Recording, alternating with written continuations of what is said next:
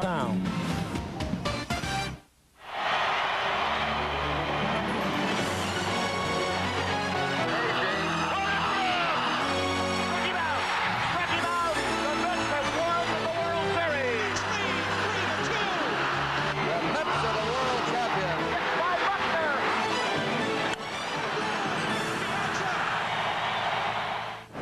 Everybody, I'm Loughlin along with Keith Hernandez. This is one of 10 amazing games brought to you by Child Health Plus. Keith, you combine the traditional American game of baseball with the greatest American holiday, July 4th, and you get fireworks. And Atlanta at 96 degrees in the middle of the summer, rain delays, pitchers hitting home runs. One of our starters had to come in to get a save because we were out of pitchers. Gary Carter caught the whole game.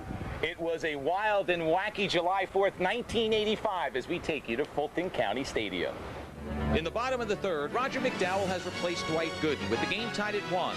1 out and 1 on with Tim McCarver and Ralph Kiner on the call.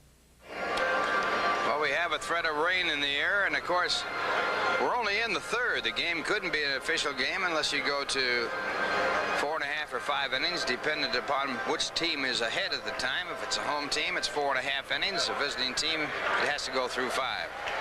Terry Harper, the batter, he struck out his first time up. Gooden had 3 strikeouts and 4 walks in 2 1/3 innings.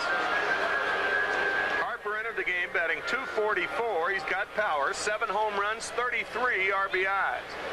Bob Horner at first and 1 out. It's a 1-1 game, and we're already in the 3rd inning. 5 minutes to 11 here in Atlanta. After all this time, a pickoff to attempt at first base. Well, Horner's not going to be running, that's for sure. No. Swing and a miss. 0-1 to Terry Harper. Backman cheating at second base. A little muddy around second. Probably the worst spot in the infield.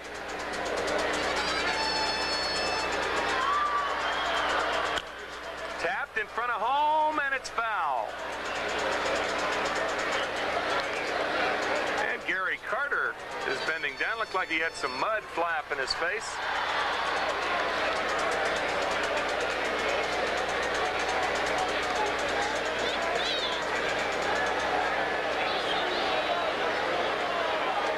That's exactly what happened. That dirt that was spread out at home plate flew up from the force of the foul ball right into his eye. And it's 0-2 to Terry Harper.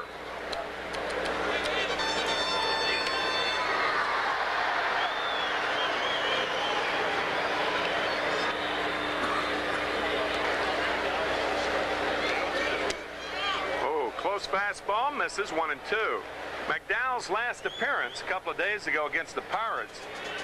Pitched 1 inning and got the save. If you'll remember, he came in the 9th inning and got the save. That broke the Mets' 6-game losing streak as Harper stays alive.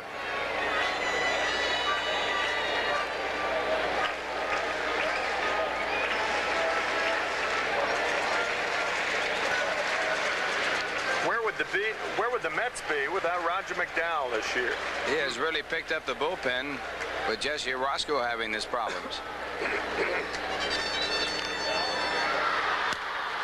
A slider hit to center, and Dykstra coming hard. And there's just one thing about that. He was playing entirely too deep. You cannot allow a ball to drop with that much hang time, Ralph, and give a major league hitter a chance to capitalize on that. Base hit Harper. Well, it's so impossible to play in the outfield. It is soaking wet, as you can see. No way to get any traction. And right here when that ball hits, it splashes up, and now look at that.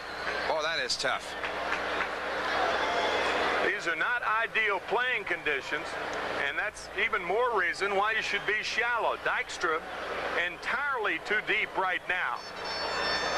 Oberkfell the batter.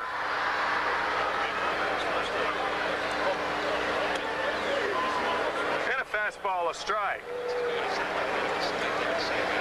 Still only 1 out. Oberkfell against Gooden walked in the 1st inning.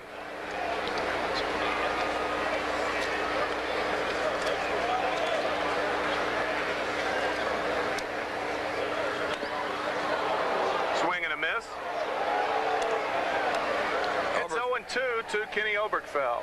Obergefell with 1 home run last year. For the Atlanta Braves, he is not a power hitter. He's always been a good average hitter. Last year, the first year, he hit under 290. He's batting 280 this year. One of his knocks in St. Louis was that he didn't drive in enough runs. He's got a chance to do some damage here, though. Line drive, right center field. That's going to score probably 2.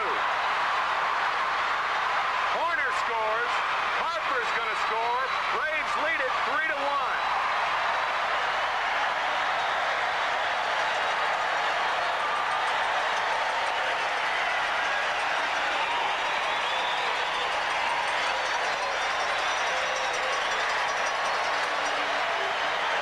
Obergefell comes up with 2 big RBIs, his 16th and 17th of the year. As we look at it again, sinking fastball, he went down to get it.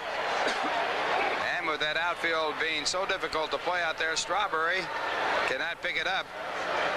To get it back in, it's a wet ball, and one of those runs will be charged to Dwight Gooden, so he becomes a pitcher of record on the losing side of this ball game. Rick Cerrone, the batter, and takes a fastball strike. 0-1 to Cerrone. RBIs number 16 and 17 for Kenny Obergefell, and he hit a nasty pitch. Cerrone grounded sharply to Hernandez with the bases loaded back in the first. Good slider, 0-2.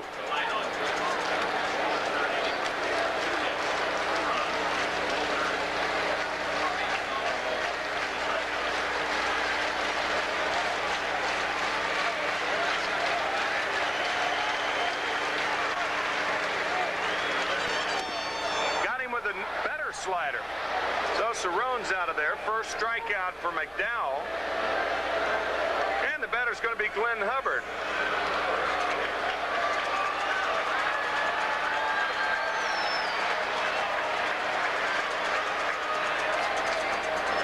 Book is closed on Dwight Gooden.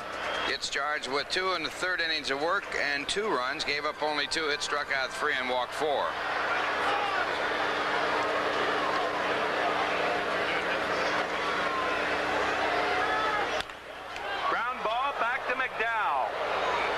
Over to Keith Hernandez for the out, but the Braves unlocked the deadlock. 1 run on 3 hits, no errors and 1 left, and after 3 complete, it's 3-1 Atlanta. Moving to the top of the 4th, the Mets are threatening with runners on 1st and 2nd and 1 out. Jeff Dedman has replaced Rick Mailer, Steve Zabriskie, and Tim McCarver at the mic. Well, Dedman appears to be ready. The Mets have runners at 1st and 2nd with 1 out here in the 4th inning as Atlanta leads at 3-1. And the batter will be Wally Backman, who is 1 for 2. Backman had an infield base hit in the 1st, grounded out to 2nd baseman Glenn Hubbard in the 3rd inning. And Wally has hit .319 over the last 17 games.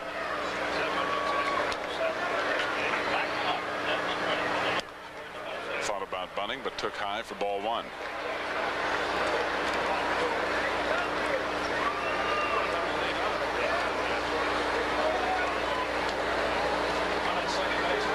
Wally now hitting .253.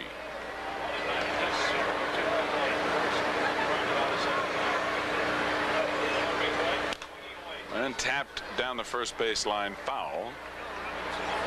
So it's 1-1.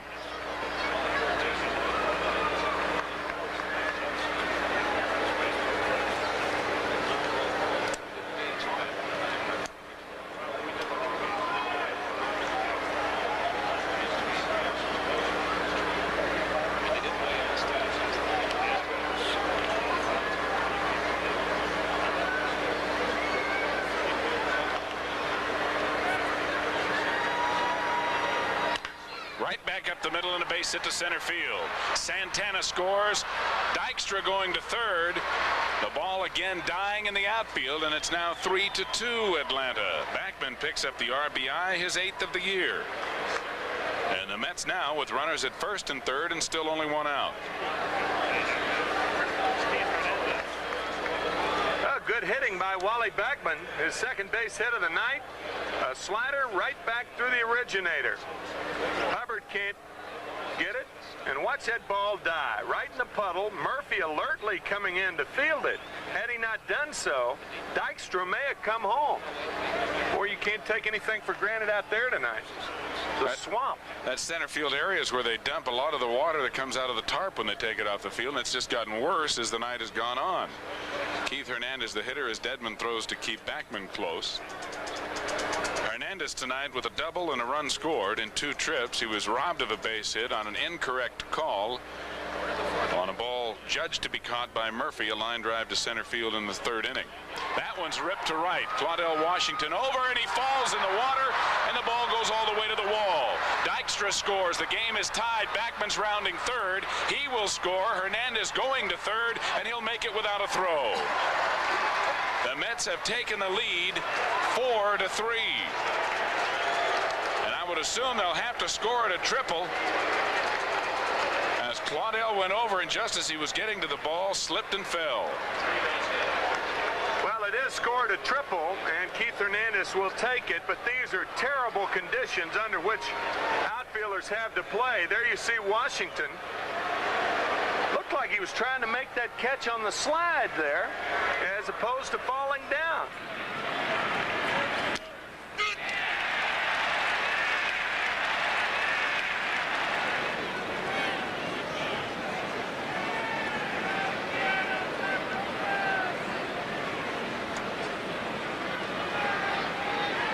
Swings it one down and in, and it's strike 2. Mailer now charged with a total of 3 runs, pitching 3 1/3 innings. The 4th run here charged to Jeff Dedman.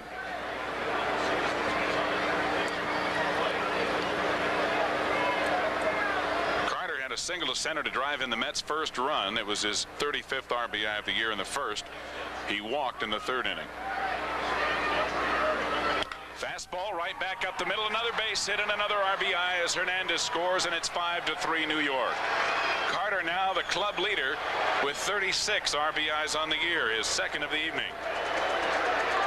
You remember Oberkfeld's double in the last inning on an 0-2 pitch?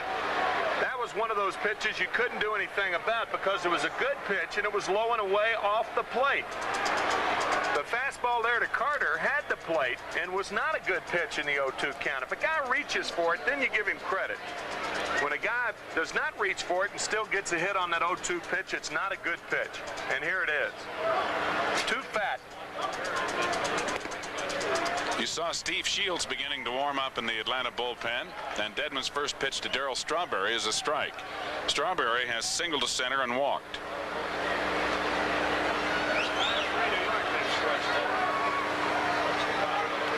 1-1.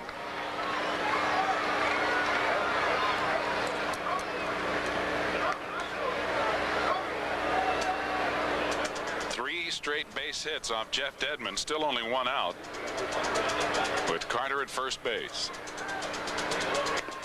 And there's strike 2, 1 ball, 2 strikes.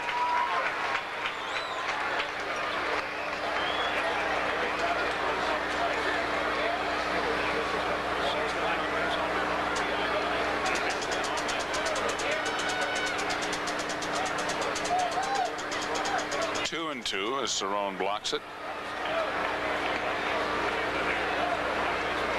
And that one obviously picked up a little mud.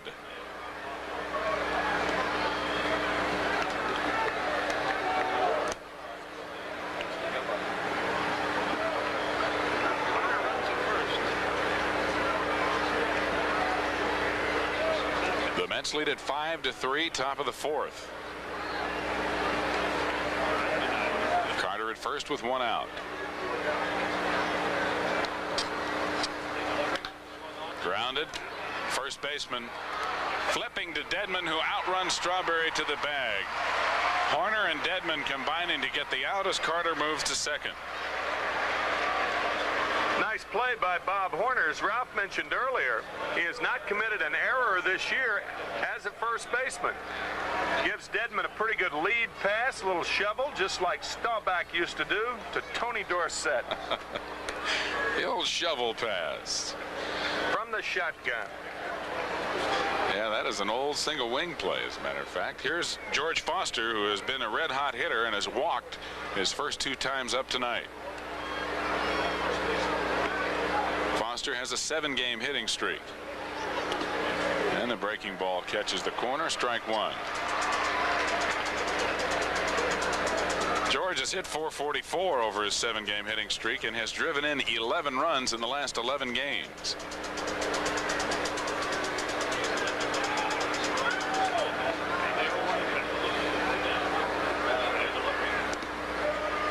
A little bit low, 1-1.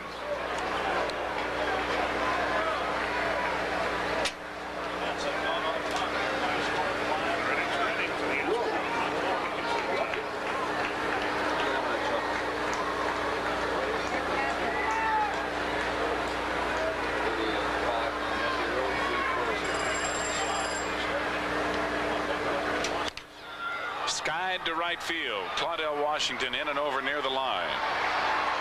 And the inning is over, but the Mets pick up 4 runs in the inning on 5 base hits. And they retake the lead. In the middle of the 4th, it's 5-3 New York.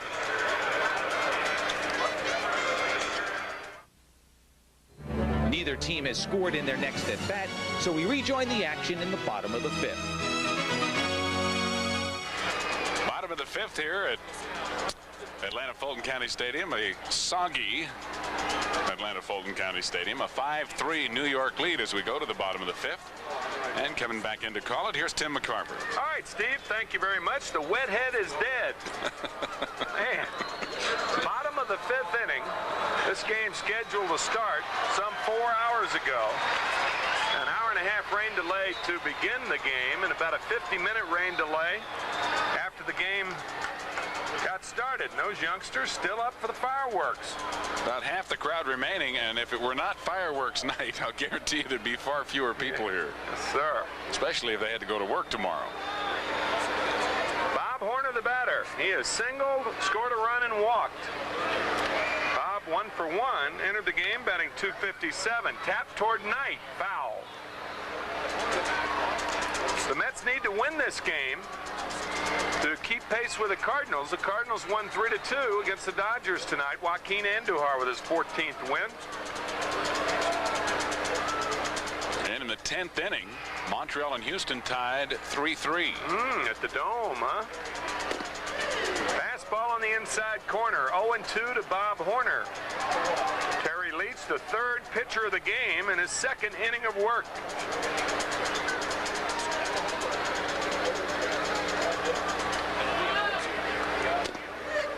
With the fastball right on the corner. Some kind of piece of pitching by Terry Leach. 1 out. Well, Met fans, you can have it all with Michelob Light, super premium taste, and a less filling beer. And the batter, Terry Harper. Terry, 1 for 2. He struck out in the 1st and then looped a single to center as the first hitter off Roger McDowell in relief of Gooden. Fouls this one out of play. 0-1 to Terry Harper. If the Mets can win this game, Timmy, they will move into 3rd place ahead of Chicago. The Cubs got beat by San Francisco today 6-4. And with St. Louis victory, the Cubs are now 5 games out.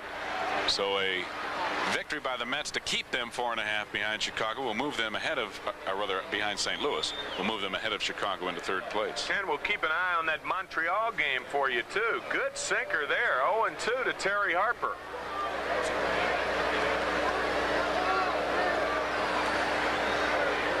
5-3, New York leads. Mets with 9 hits, and the Braves with 5. Base hit left field. There's that 0-2 pitch again. Well, when you never think about it, all those situations come up.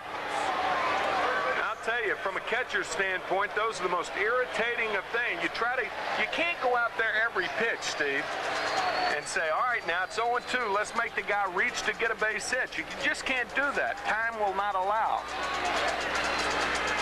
But that's still the appropriate theory. Yep. The guy reaches for it, hits it off the end of the bat, or you jam him. Nothing you can do about that. Kenny Oberkfell takes a strike, 0-1. lot of times, too, pitchers are influenced by the previous batter. Leach got Horner out on a called third strike on a fastball. Right on the corner on the inside, though.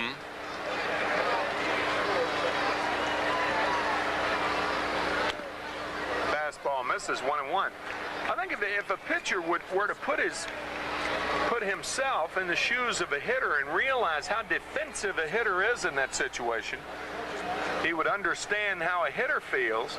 And it's not unlike the good pitchers to be good hitters because they know how hitters feel. Yeah, they take some pretty defensive swings themselves when they're hitting with 2 strikes on them. You'd think they'd have some empathy in that regard.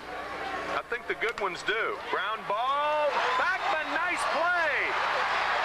Got him at first. What a play, Wally Backman. Harper on the play, moving to second, and there are 2 out. Oh, brother, man. This is an outstanding play in 2 departments. First of all, to even get the ball, which even if he hadn't made the play would have kept Harper from going to third base. Wally fully extended as far as he can go. Hernandez hustling back to the bag, and the throw in the dirt picked by Hernandez to just nip Oberkfell, who is not blessed with great speed.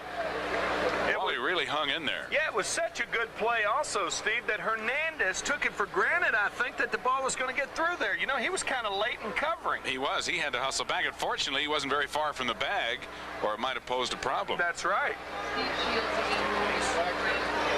Well, a great play by Wally Backman. Had that ball gotten through, it would have been runners at the corners and only 1 out. As it stands, Harper's at second, and there are 2 out. Rick Cerrone takes a strike, 0-1.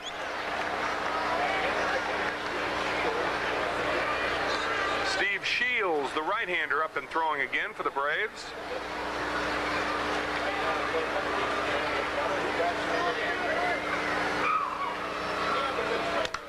Ground ball, base hit, right field. Harper will score. Strawberry picking up that wet ball and throws it into second. So a clutch base hit by Rick Cerrone makes the score 5-4. Under dry conditions, we'd have had a play at the plate right there because that ball would have gotten to Darryl Strawberry, and he would have been able to come up and throw. He still had an idea about throwing this ball until he grabbed it and found out how wet it was. The ball's pretty sharply hit, but when it gets out there, it just dies, as you see. And now when Darryl comes up with it, he thought about it and then thought better of it and wisely just threw the ball to second base. So Cerrone is at first. Glenn Hubbard, the batter, still 2 out. By the way, fans, harness racing from Roosevelt Raceway will be shown immediately following tonight's game.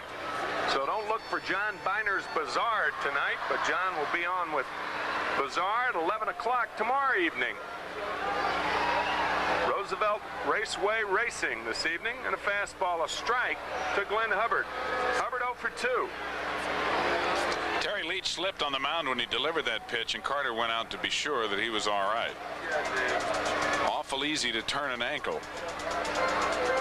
That mound has got a lot of clay in it, and when it gets wet, it gets very slippery. Well, as you see, Terry Leach cleaning his spikes. That tongue depressor. Rick Cerrone at first base. 5-4 ball game. A slim 1-run lead for the Mets.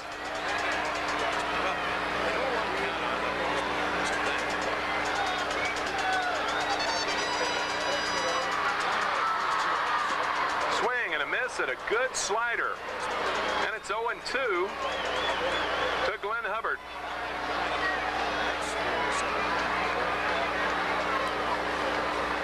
If this game goes much longer, the harness show will be preempted by the farm report.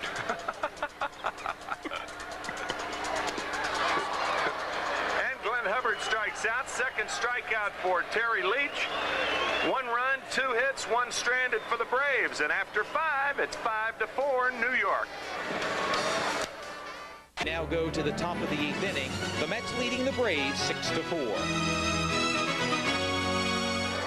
We're going to the top of the 8th inning with Keith Hernandez to lead off. Keith has had some kind of a night. He has hit 4 solid line drives.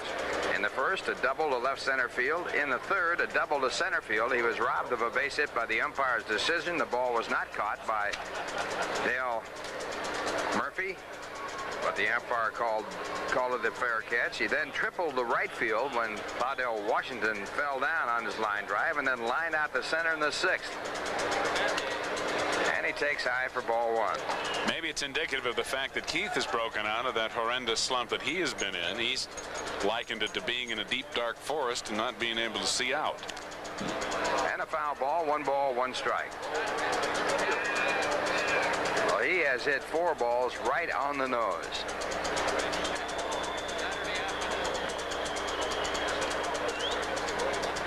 Mets have had 6 runs on 13 hits. Atlanta 4 runs on 8. Shields with a high curveball, and the count 2 balls and 1 strike.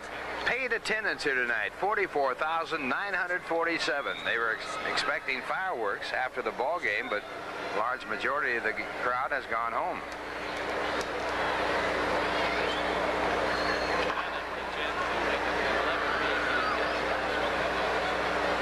And another drive by Hernandez. If it's fair, it's a home run, and it is long gone.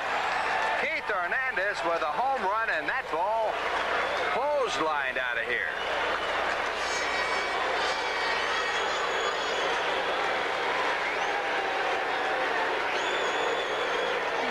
Well, the forest has been cut down, Steve.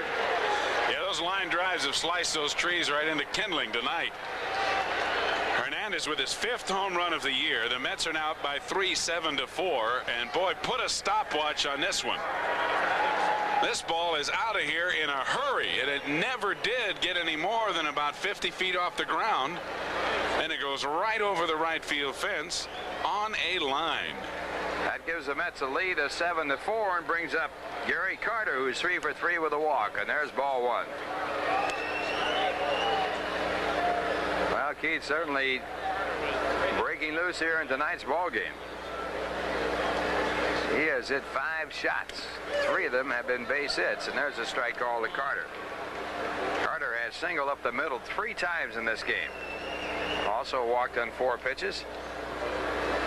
Now hitting .277. And this one chopped foul. Carter with his 3 for 3 has raised his batting average 11 points.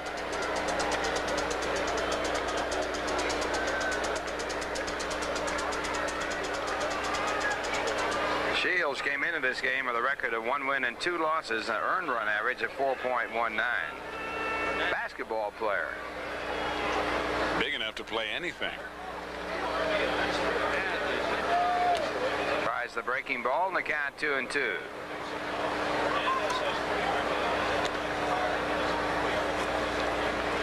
He was an All-America basketball player after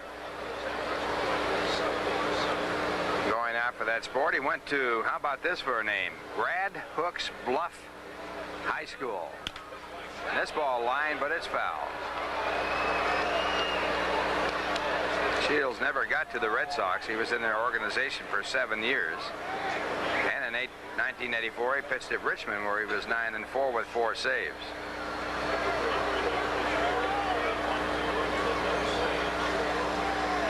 A liberated ball player with a new rule they have in the minor leagues. If you're on a team for 6 years, you then can become a free agent. And strike 3, good curveball.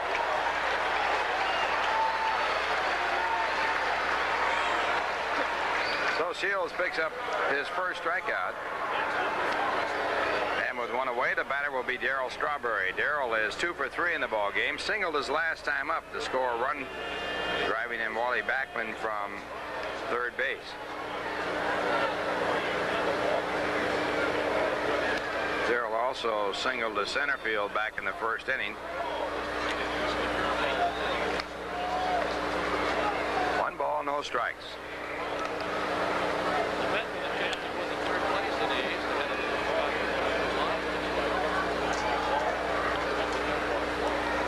Mets leading 7-4 as they bat here in the top of the 8th inning with 1 man out.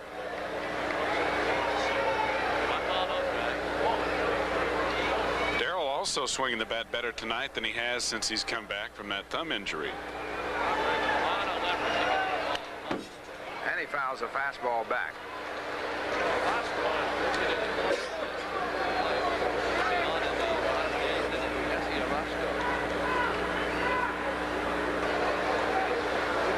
Mets have to win to stay even with St. Louis and Montreal. The Cubs lost, so they'll pick up a game on the Cubs and go into third place if they win this ball game tonight.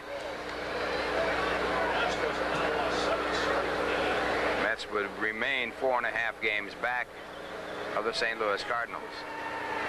2 balls, 1 strike to count, and Shields back to Strawberry. That puts a count at 3-1. Montreal beat Houston with 6 runs in the top of the 12th inning. The Expos keeping pace with St. Louis. The final was 9-3 Montreal over the Astros in Houston in 12.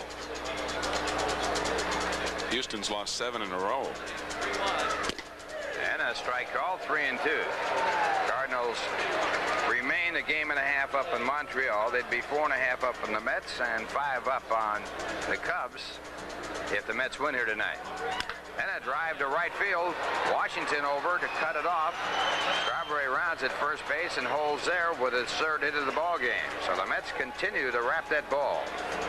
Their 14th base hit. Strawberry hit a rocket.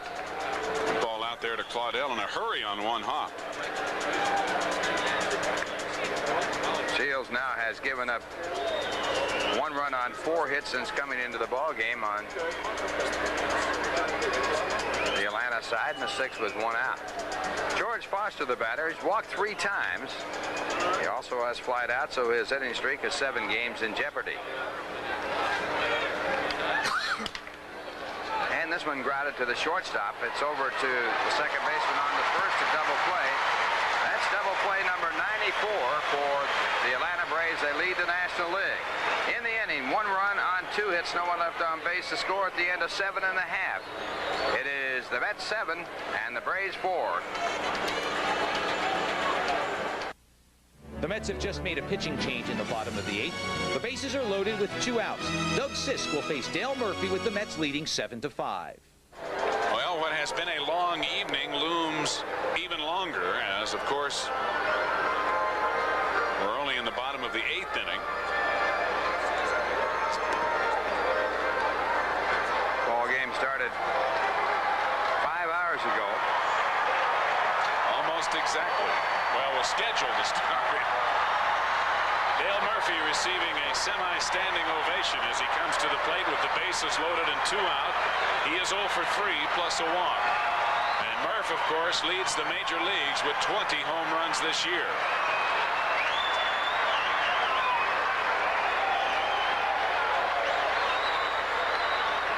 The Mets lead 7-5.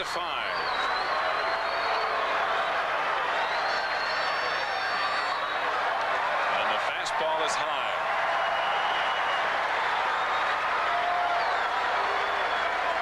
It's not easy to be high to Murphy. He's 6'5". Pitch was awfully close.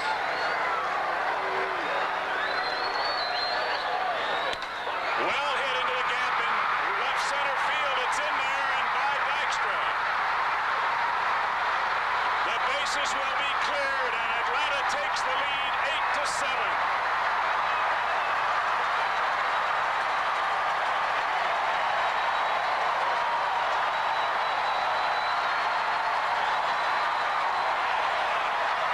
With his 16th double of the year, now has 58 RBIs.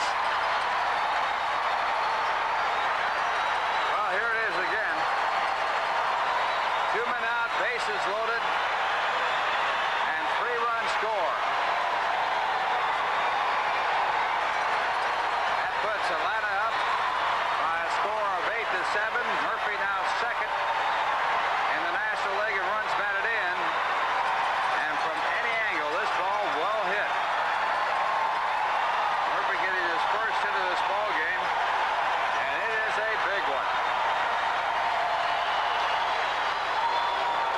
Bob Horner, the batter, and Horner swings and fouls the first pitch off for strike 1. All 3 runs charged to Jesse Orozco, who is charged with a total of 4. three of those who just scored were walked. 1-1 to Horner. Horner on the night is 1 for 3 plus a walk and a run scored.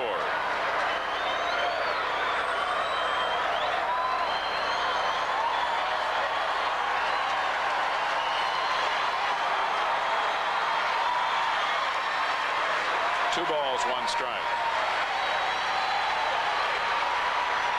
Bruce Sutter is now up, as you see, in the Atlanta bullpen. And Bruce looks ready.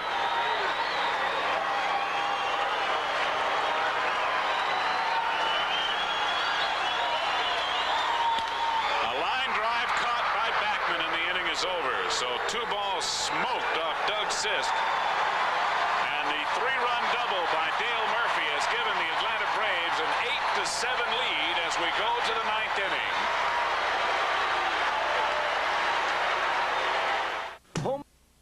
And now back to 10 amazing games on MSG Network. Well, if the Mets are going to come back here in the 9th inning, they're going to have to do it against one of the best. Bruce Sutter on to relieve in the 9th inning. 4th in the National League with 15 saves and a record of 4-3 on the year. Sutter will be facing Ray Knight, Rafael Santana, and Danny Heap here in the 9th, with Atlanta leading 8-7. Strike one.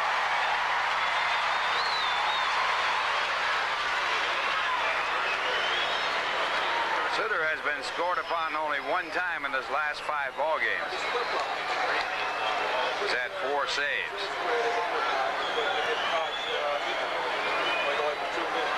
Prior to that, he had been scored on in 6 straight appearances. He is human. And that split-fingered pitch down too low, 1-1 to Ray Knight. Ray has had a tough night. He's been up with the bases loaded 3 out of 4 times. He struck out, lined out, reached on an error, and grounded into a double play.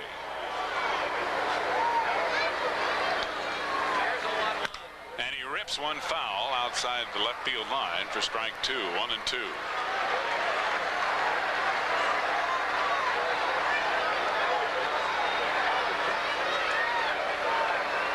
Scored 4 in the 4th to take the lead, and Atlanta scored 4 in the bottom of the 8th on only 2 base hits but 3 walks from Jesse Orozco to regain the lead.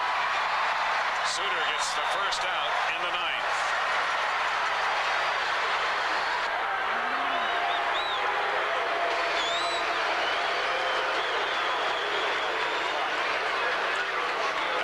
Johnson is going to pinch hit for Rafael Santana. Hojo, the left-handed batter, hitting only .194 on the year. 2 home runs and 11 RBIs as Davy Johnson looks on, as does Eddie Haas.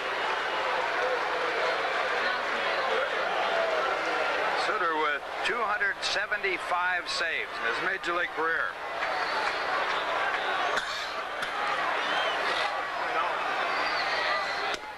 Strike 1.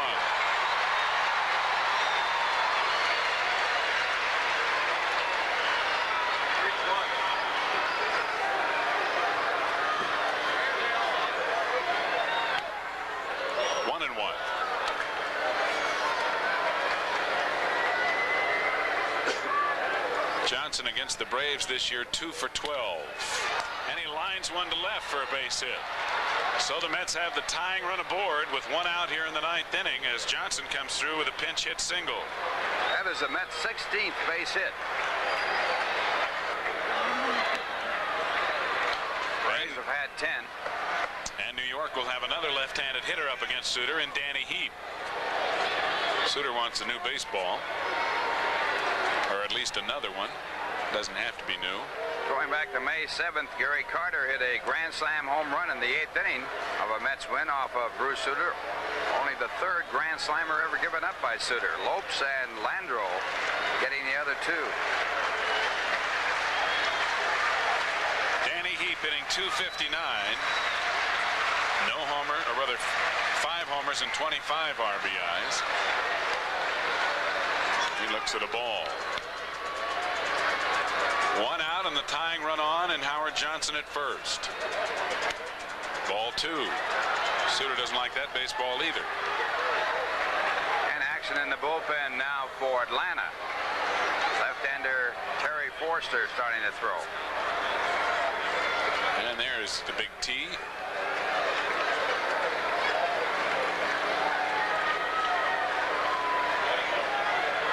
Two balls the count to Heap. The split finger gets it done. It's 2-1. Danny checking with Terry Tata to see if that would have been a strike had he not swung. Fouled away out of play. 2-2.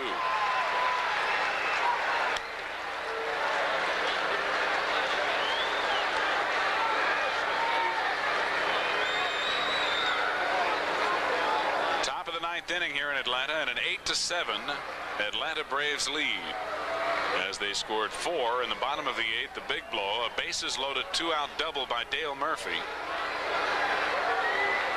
to give them a 1-run advantage. Danny Heap lines one into left center for a base hit. Johnson will go to third. Harper up with the ball to second base, and the Mets have runners at first and third with 1 out. A 2-2 pitch lined for a base hit by Heap.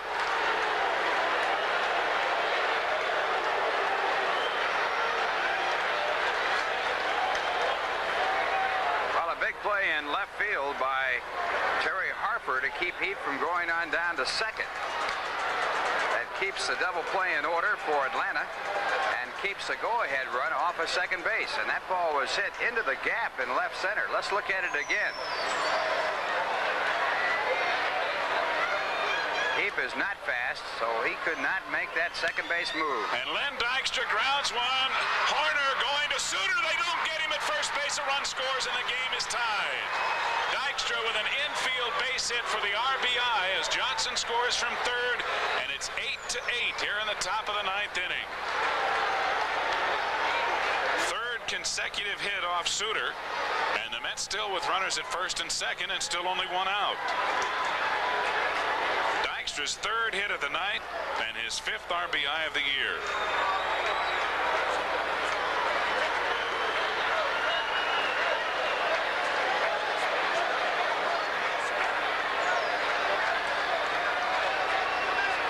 Now the batter will be Wally Backman. And he takes strike 1. Backman tonight 3 for 5. He's had an RBI, scored 2 runs, and stole a base. 1-1. 28 hits and 16 runs total in the ball game so far tonight, and we are not through yet, even though we are approaching 1 a.m. Eastern time. Split finger and a beauty that drops like a rock, and it's 1 ball, 2 strikes.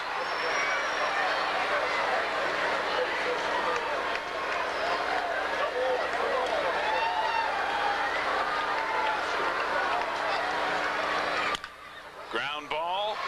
Zuvella at second, goes to second and gets Dykstra as Ramirez covers. Heap advances to third base. Backman safe at first on the fielder's choice. 2 out.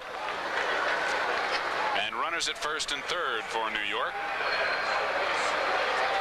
And the batter will be the red-hot Keith Hernandez as Gary Carter prepares on deck. And when Keith gets into the batter's box, look where he is going to stand. He will be up in the box. He has moved up toward the pitcher to try and take away that down action of the split finger fastball.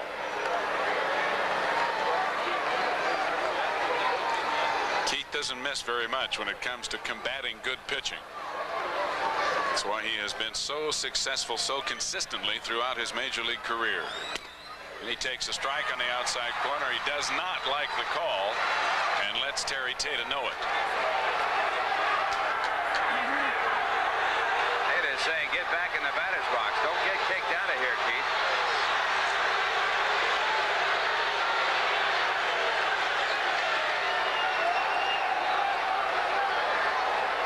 Hernandez going to take a minute now, and Suter was off the mound. Cerrone's going to go out to talk to him, and now he wants the infield to come in, or at least Ramirez, as they're going to have a little conference.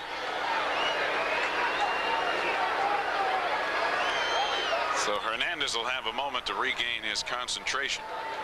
Keith tonight has doubled, tripled, and hit a home run. He has scored 3 runs, driven in 3 runs. While going 3 for 5, he was robbed of a double on an umpire's call in the 3rd.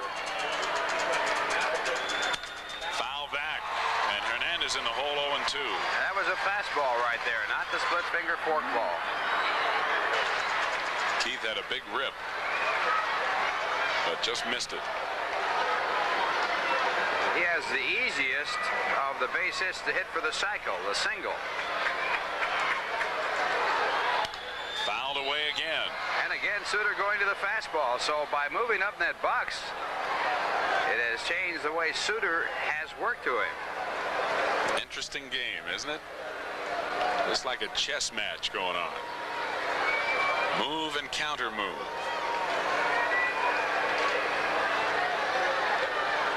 Two strikes, 2 out and 2 on.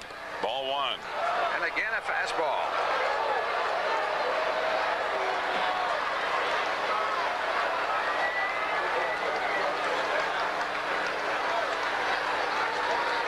One and 2. Another one high. 2 and 2. He has thrown him all fastballs.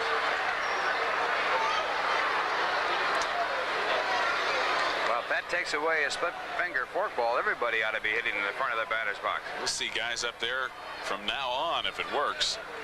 Hernandez skies one into left center field. Harper and Murphy coming in, and Harper makes the catch.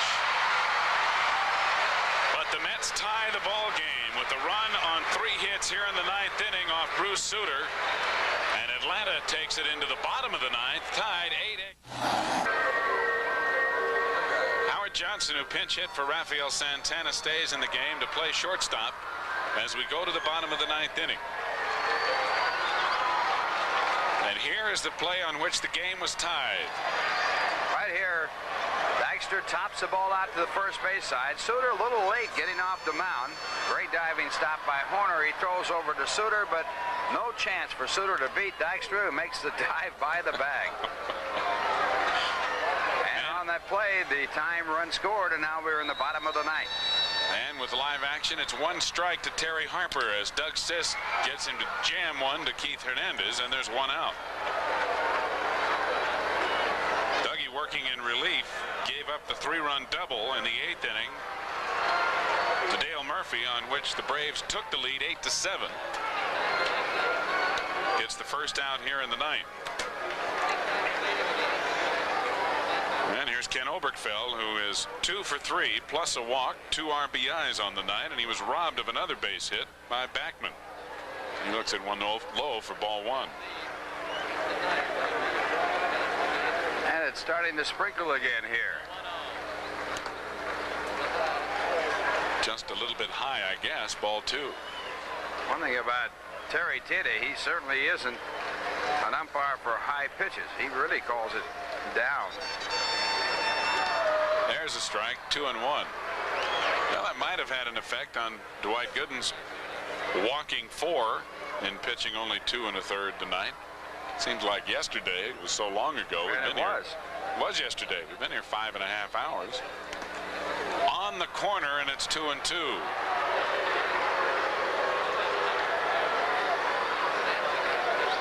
Oberkfell coming in and playing third base with Horner moving over to first. Since that time, these two have really been hot. This one ground a fair ball to Hernandez, who will take it himself, and there are 2 away.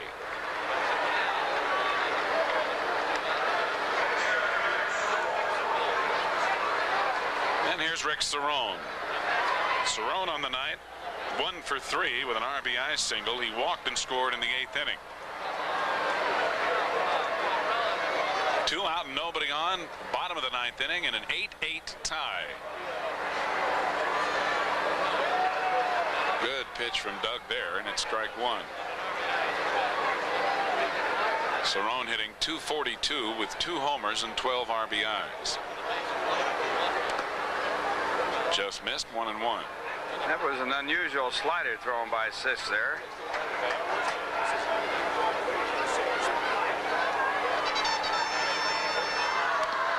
That caught the corner. 1 ball, 2 strikes.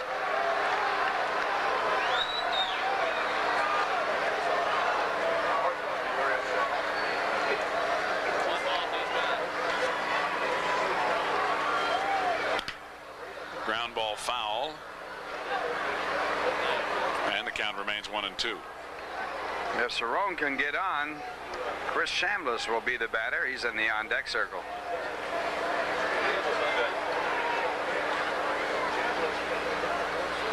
Here's a 1-2. Fouled away again. Still 1 ball, 2 strikes. Dougie trying to battle back to his excellent form of previous years. Pitching well here in the 9th. And another number, and this one rolling just foul outside the first base line, which is a break for Cerrone, because had the ball stayed fair, Hernandez had an easy play.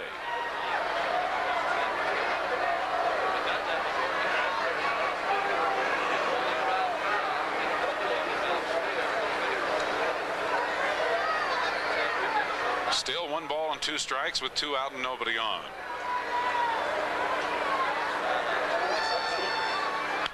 Right back up the middle.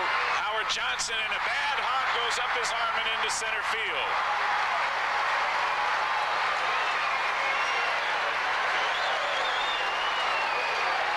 Johnson was there, but the ball crawled right up his arm and over his arm into center. There it is again. He had a play, but this ball taking that up hop at the last minute. There you see it, right over the glove. 2 bad hops, as a matter of fact, right in front of Howard Johnson, who is at shortstop. Well, they have yet to score it. Cerrone is going to be pinch run for.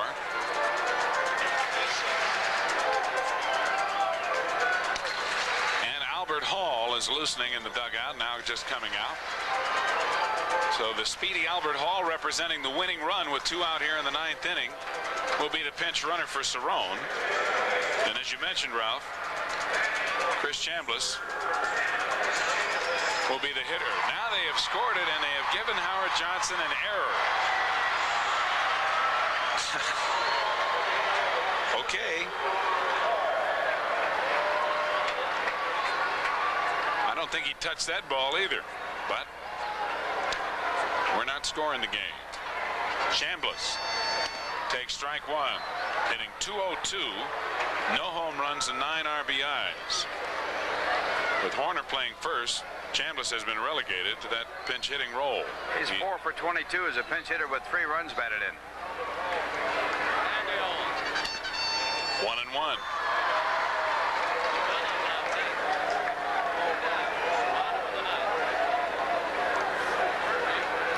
Chambliss batting for Suter, so if the game remains tied and we go to the 10th, Suter will now no longer be available. And a ground ball to second. Backman over to first, and we will go to extra innings, as if we haven't been here long enough already. So stay with us if you can. It's 1:06 a.m. Eastern time, but we will be back to Atlanta in this 8-8 ball game. Hot man, you talk about crazy, wild doings in Atlanta. What are you guys thinking in the dugout? Well, we just want to get in the clubhouse. You know, it's 4th of July. It's steaming hot in Atlanta, and hot Atlanta, and we thought we had the game won, and little did we know we had a long way to go. Well, who knows how it will end, how long it will take, so let's go back to July 4th, 1985, and Fulton County Stadium in Atlanta. It's the top of the 13th. Terry Forster pitching for the Braves. The game is still tied. Here we go again. Top of the 13th inning. Darryl Strawberry leading it off.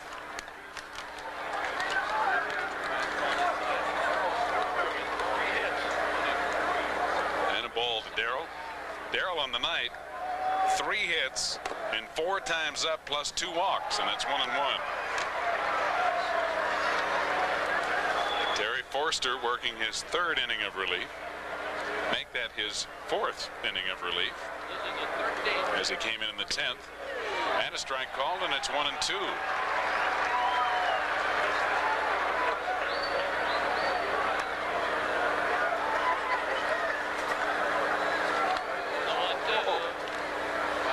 That bounces away. 2-2. Darryl singled to center in the 1st, walked in the 3rd, had an RBI single to right in the 6th, stole a base, and then singled to right again in the 8th inning. He also walked in the 10th and was stranded.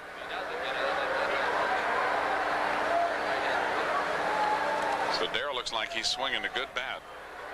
Getting back in the groove after that long layoff. But he's called out here on strike 3 from a tough left-handed pitcher. Second strikeout, third strikeout for Terry Forster.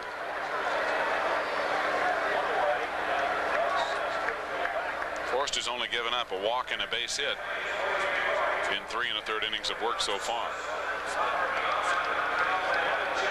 Now here's Kelvin Chapman. The pinch hit for Doug Sisk. Chapman on the year hitting only 185, but he's doing better than that as a pinch hitter. As a pinch hitter this year, Chappie is 5 for 17 with 2 pinch hit RBIs. So Doug Sisk works 3 1/3 innings. 4 1/3 innings. I'm going to get caught up here. No runs on 3 hits. Did not strike out anybody and walked only 1.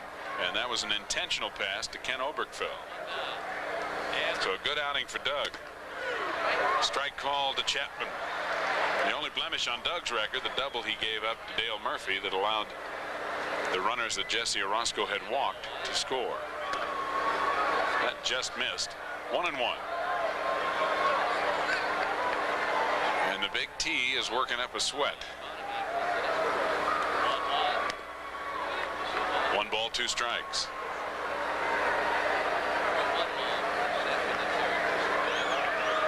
This may be the longest that Forster's gone.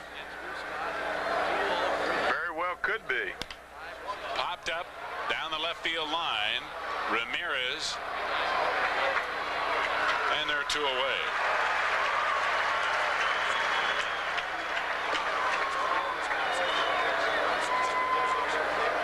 Two out with nobody on, and the batter will be Ray Knight. Knight has had one tough night at the plate. He is 0 for 6. He has struck out twice, grounded into a double play. He has been up 3 times with the bases loaded. Once with 2 out and once with 1 out, and failed to plate a run. But he gets a base hit here. So a 2-out single to left by Knight. And the Mets have the go-ahead runner aboard. Only the second hit off Terry Forster.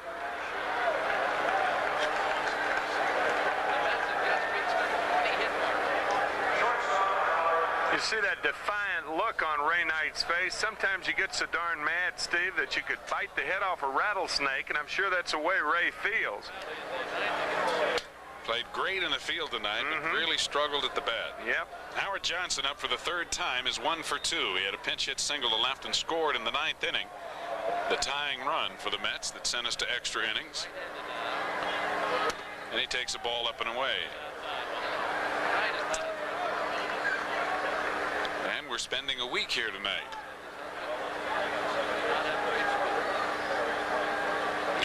I have done that in other towns less pleasurably than I have tonight.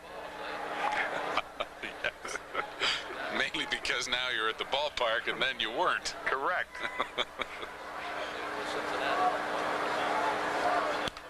Foul back. And the count now 1-1.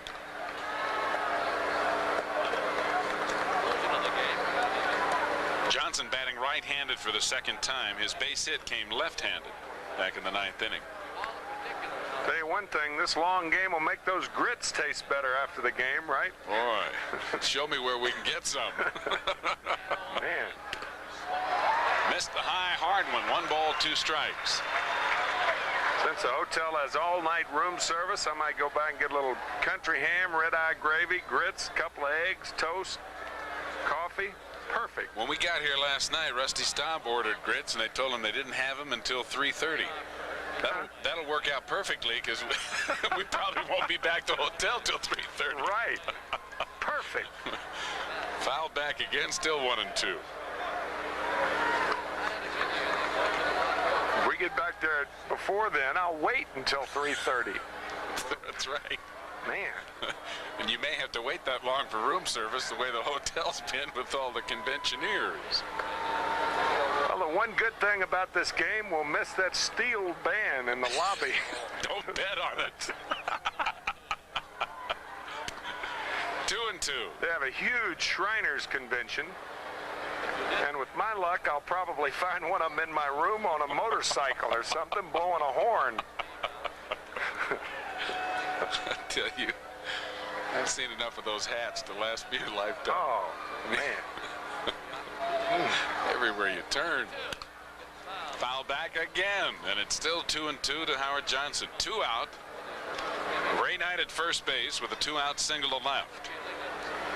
It's an 8-8 ball game, top of the 13th inning. And if you tuned in looking for Sermonette, you'll just have to wait. We've got the right guy in the booth to give it. The good Father Murphy, the traveling chaplain of the Mets, is here. Father Daniel Murphy from Brooklyn, USA. Yes, sir. Hanging in there with the rest of us. Father Murphy takes his vacations and follows the ball club. Well hit to left field. It's back a ton. Out of here. Home run. Howard Johnson and the Mets take a 10-8 lead in the top of the 13th inning. You talk about out of the depths of despair.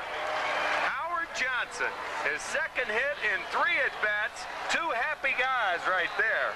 Man, Ray Knight has stranded 10 runners tonight. Howard Johnson has not had a home run from the right side this year. And this is why that dugout is so jubilant. Johnson with 12 home runs last year, only 2 from the right side, and he really gets into this one. And a jumping Terry Harper can't come up with it. 10-8 New York. Danny Heap, the hitter. Look at that dugout. Hojo is a very popular player on this ball club, and they are all happy for him. His 3rd home run of the year, and he now has 13 RBIs. But none have been any bigger previously this year than these 2 right here. And the 1-1. Down low to Heap, and the count 2 balls, no strikes.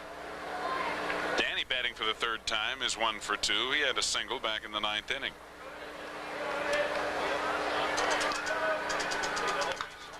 Grounded to first base. Gerald Perry picks it, and the inning is over. But a 2-run home run with 2 out, following a 2-out base hit by Ray Knight here in the 13th, has given the Mets a 10-8 lead as we go to the bottom of the 13th inning. Hi. So we'll go to the bottom of the 13th, nearing 2 a.m. Eastern time, with a 10-8 New York lead. Tom Gorman is in to pitch for the Mets. And Tom Gorman is really the last available pitcher for the New York Mets. If you remember, he won an 18-inning game this year where he worked 7 innings against the Pirates. And that was back on April 28th. That was the 18th. Boy, the Mets played some weird ball games. The 18-inning game, this one tonight, starting at 7:35. Technically 6 hours and 21 minutes old now. Tom 3-3 on the year, his 18th ball game. He started a couple. That 4.70 ERA is very deceptive. 30 2/3 innings of work. And the moon is a balloon, as David Niven would say.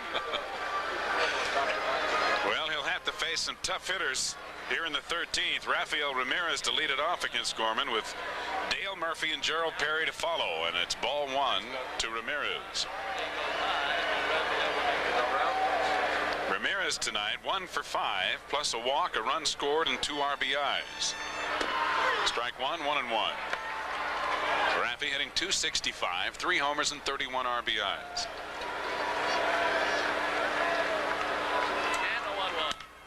Drill deep down the left field line, but it's hooking foul. 1 ball, 2 strikes. Steve, I don't want to confuse praise with mushy flattery, but you know, all during the time that Howard Johnson has been going through that miserable slump in which he has been mired since the beginning of the season, not one complaint, not one excuse in the paper, nothing about changing leagues, nothing about the pitching in the National League. There's a base hit into left center. So the Braves come right back, down by 2 in the bottom of the 13th with a leadoff single from Ramirez. I know what you're saying. He's really handled it like a pro. Yeah, he has. And, you know, he's hitting a $190 or so. May have lifted it to 200 tonight. He's really had his problems, but to his everlasting credit and impressionable feelings that he's left on his players and the traveling group, he has handled everything very, very well, as best as he possibly could. No helmet throwing, no ripping the umpires, no nothing. He's handled it like a man who is 4 times 7. Which makes it even more joyous in that dugout when it's Hojo who gets the big 2-run homer. But here's a guy that can hit him as well. Dale Murphy is 1 for 5 with a 3-run double in the 8th that brought Atlanta from a deficit to a 1-run lead at the time. Fouled off. 1-1. Doug Sisk pitched 4 1/3 innings, gave up no runs, 3 hits, did not strike out a batter, and walked only 1. And Doug right now stands to be the winning pitcher. And Ray Knight on the line at third base. I tell you, if he hits one into the position and you're there, you have a double play that ends a ball game, or that puts it 2 out and nobody on. Swing and a miss. 1-2. And Murph's not a pull hitter. I mean, and Gorman's not going to give him anything to pull. That's a good point. Murph is a guy who sprays the ball around. He has great power the other way, a straightaway hitter. He's a left center to right center hitter. Yes, sir. Yes, sir. Even against left-handers and even against a guy with a fork ball. Struck him out of there. 1 out in the bottom of the 13th.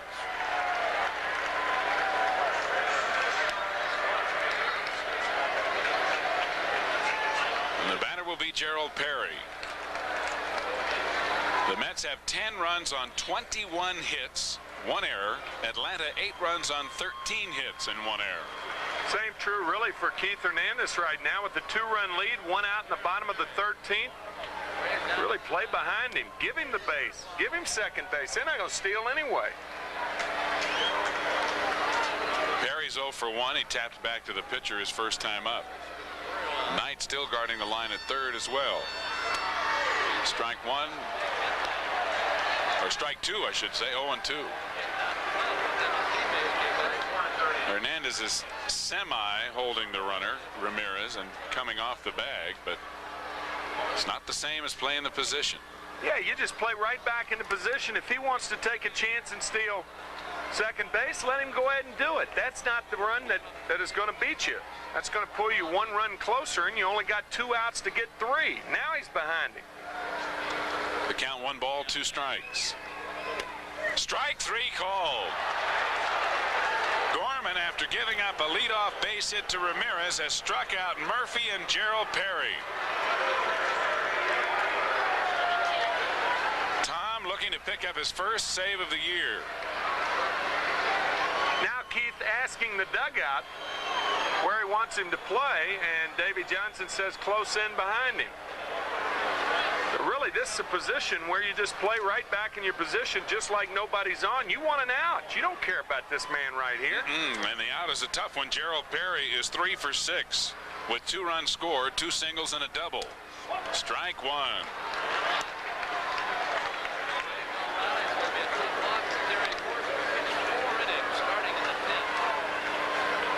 Perry hitting .251, 7 homers, 33 RBIs. Strike 2. Gorman with that fork ball. And he's 1 strike away from closing the door.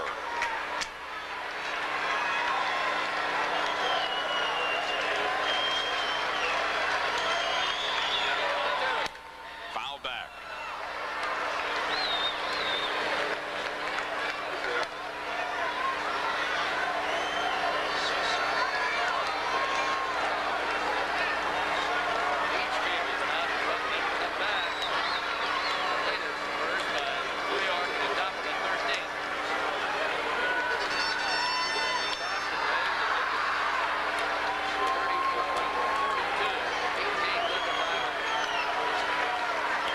2 out, 2 strikes on Perry.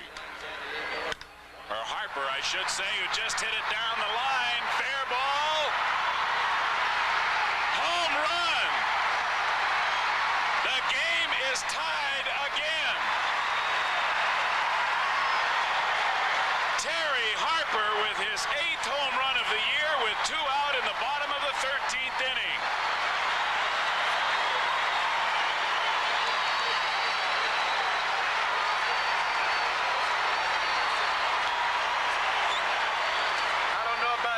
That shot left me spellbound. Dazed and dizzy. There's one end of it, and the other end's across the field, just like the Braves were in the top of the 13th. A fork ball down and in. Will it be fair?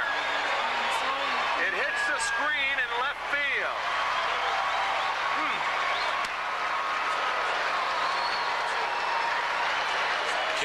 Fell, takes ball 1 and rips one foul. It's 1-1. What a turnaround in both the top and bottom halves of this 13th inning. Both with home runs, both coming with 2 outs.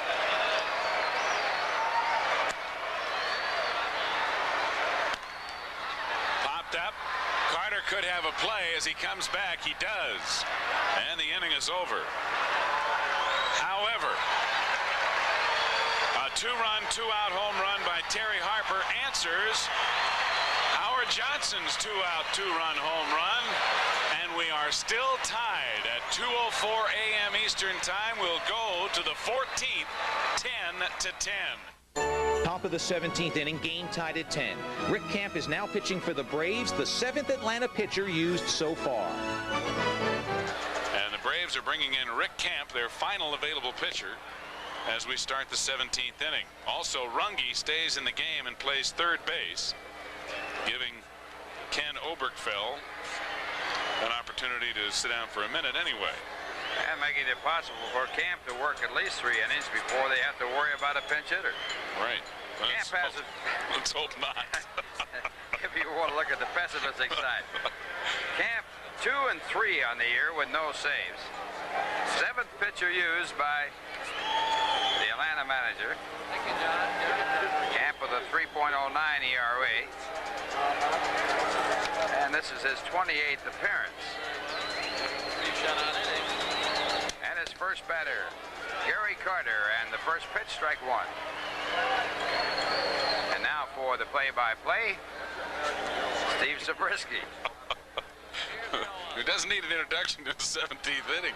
Carter pops it into foul territory. It's heading for the picnic area and just out of play. What do you mean you don't need an introduction? We got a whole new audience coming in. All those early risers. Those early risers, too. So the count, 2 strikes on Carter. Gary with 3 hits tonight.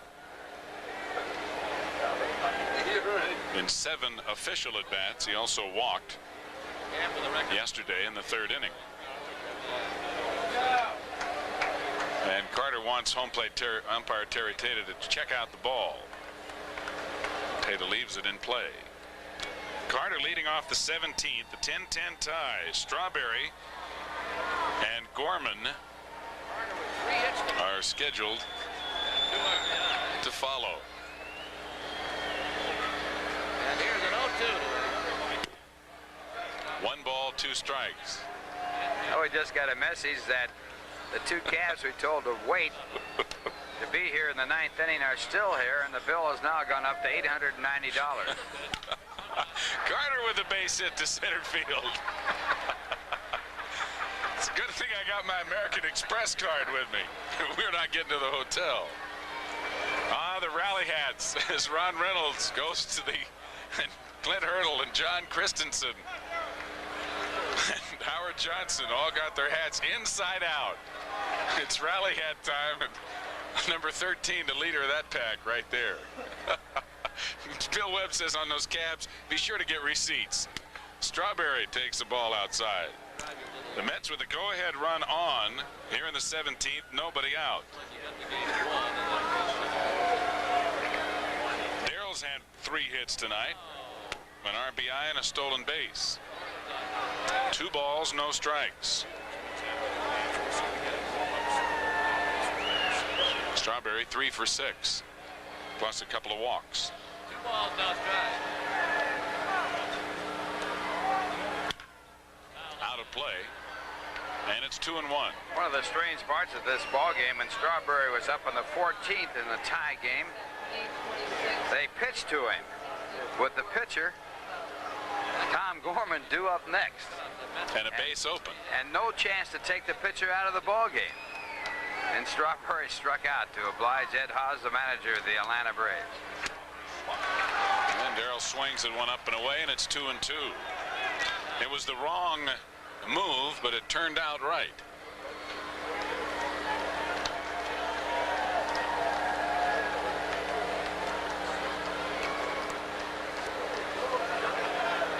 Darrell now hitting .222. He has 6 home runs and now 14 RBIs. Too low, and it's 3-2. Carter has led off the 17th with a single. There is nobody out.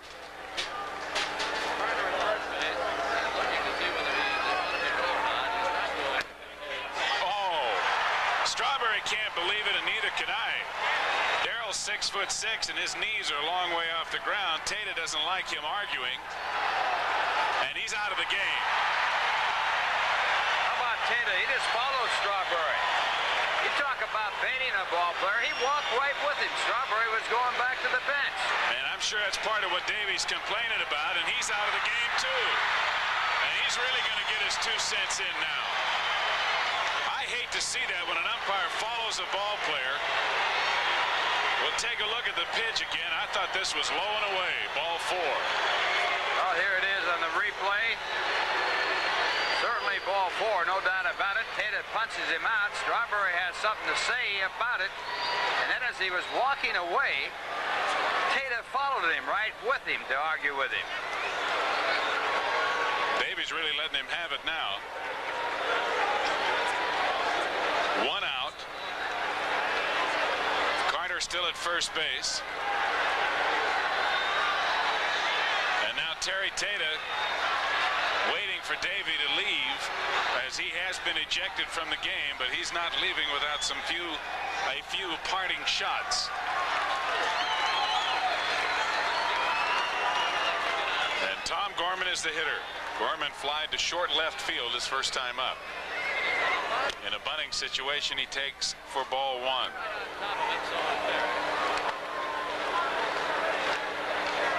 Tom has no batting average yet this year.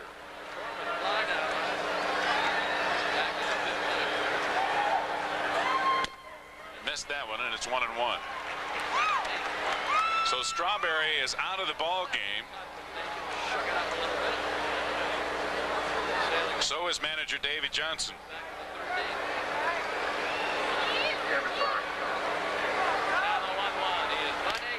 Fouled off. Caught a piece of Bruce Benedict on the way by, and it's 1 ball, 2 strikes. The Mets have had a problem hitting their pitchers to get the bunt down and get the runner over. 1-2.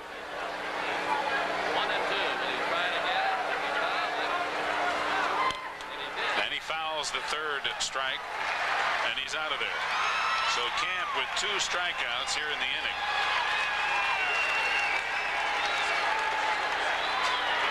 Carter still at first base now with 2 out.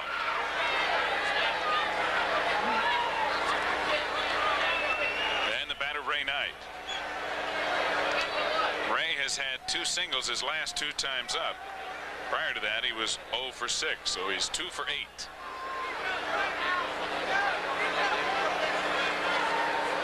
We're in the top of the 17th, tied at 10. Foul back.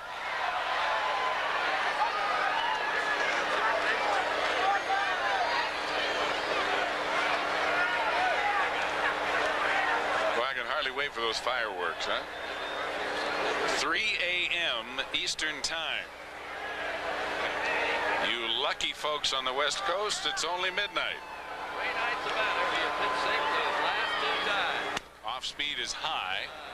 1-1 to Ray Knight. First and 2 down.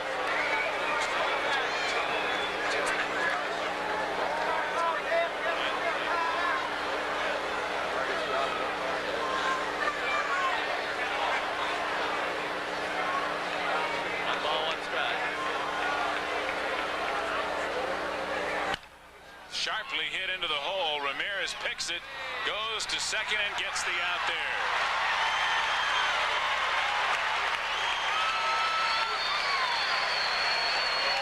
So the force play ends the inning. A hit and 1 left here in the 17th for the Mets. We'll go to the bottom of the 17th, tied 10-10. The Braves fail to score in the bottom of the 17th, so we go to the top of the 18th, still tied at 10.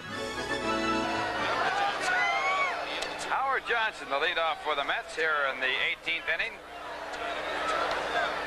Johnson's home run in the 13th with a man on put the Mets up 10-8, but then Atlanta came back in the bottom of the 13th on a 2-run home run by Terry Harper to tie it up at 10. Johnson came in the game in the 9th inning as a pinch hitter and single. There's a single into center field, and the Mets have a runner on one, no one out here in the 18th. Johnson now, since he came in the ball game, with 3 hits and 5 times up.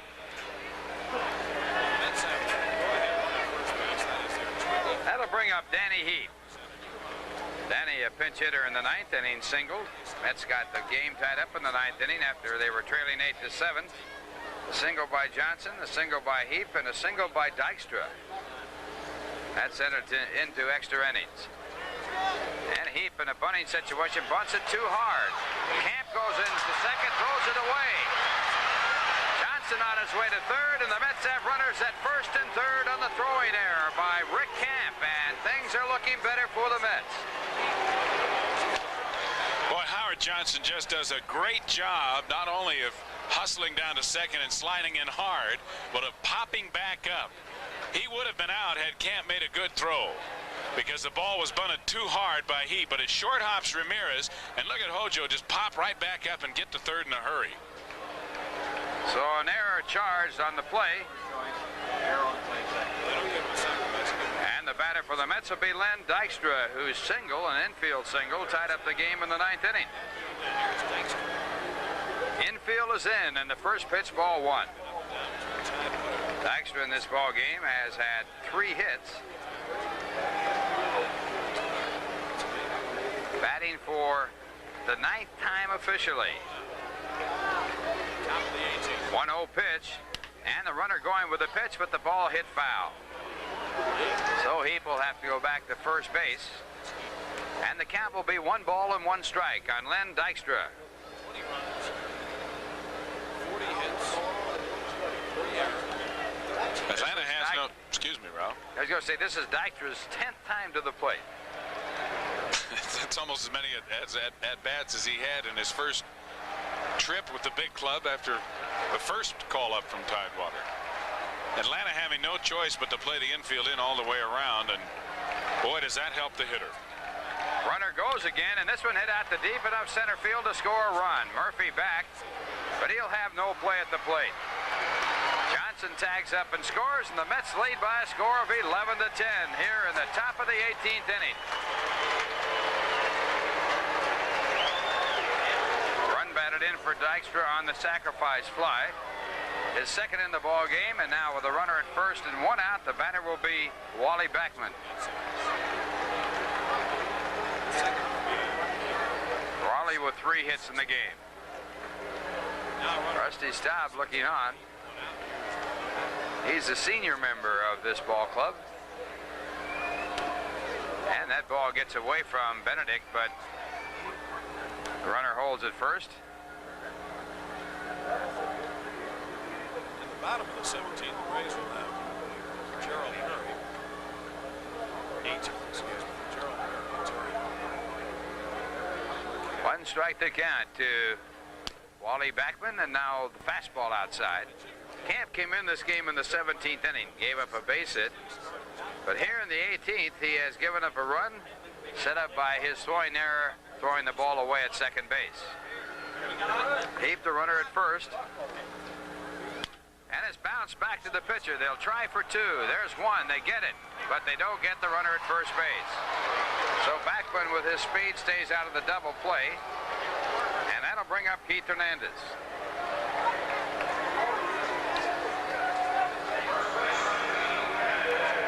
Well, Jay Horwitz informs me now that this game is now the longest game in time this year in the National League. The Mets had the previous longest game at 5 hours 21 minutes back on April 28th, an 18-inning game at home against the Pirates. And right now we're about 5.5 hours old since the official starting time. And Hernandez pops up the first pitch. Fly ball to shallow right center field. Claudell Washington and Murphy are there. Murphy makes the call and catch, and that ends the inning. But the Mets score 1 run on 1 hit. There was 1 big error and 1 man left on base. And the score at the end of 17.5 innings, the Mets 11 and Atlanta 10. And now back to 10 amazing games on MSG Network. Bottom of the 18th inning, the Atlanta Braves coming up. The Mets leading by a score of 11-10, and for Atlanta, it will be Gerald Perry, Terry Harper, and Ken Oberkfell. Mets were within 1 strike of winning the ball game in the 13th, but then Harper had a 2-run home run to tie it. Incidentally, Ralph, that single by Howard Johnson in the 18th inning that eventually led to that go-ahead run was the 24th hit for the Mets, and that is a new team high all-time record. Their old record of 23 was set in 1964. The Mets against the Cubs when the Mets won the ball game 19-1, and Jack Fisher was the winning pitcher. You looked at Eddie Haas, the manager of Atlanta, and the first pitch to Perry, a called strike. Perry is 0 for 3 since coming in the game.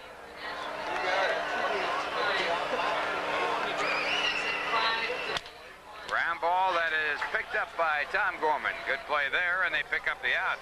Not a very good throw to first base. So now Terry Harper, the batter, the man that tied the game with a 2-out home run in the 13th at 10. Harper also has popped up against Gorman, so he is 1 for 2.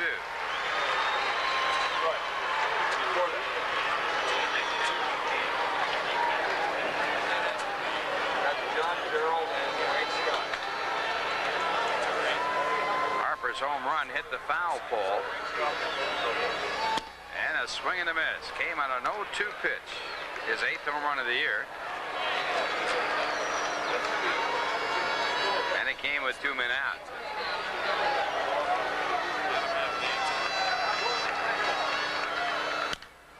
And this one popped up in foul territory. Harder back, but not much room here in this ballpark, so it goes out of play.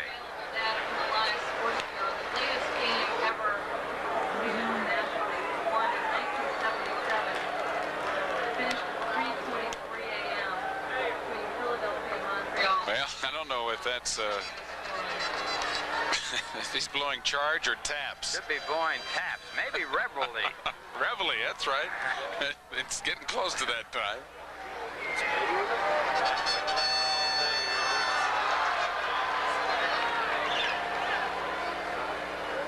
Two strikes to count to Terry Harper.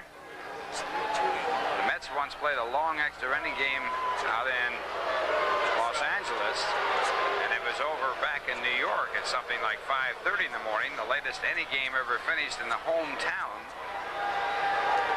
of a ball club. Mel Stoudemire acting as manager for the New York Mets. Davey Johnson ejected when Strawberry was thrown out, protesting a called strike.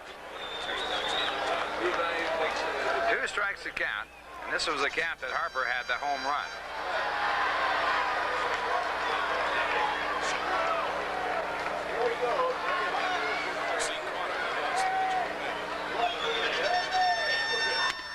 And that one not in the strike zone. The count 1-2.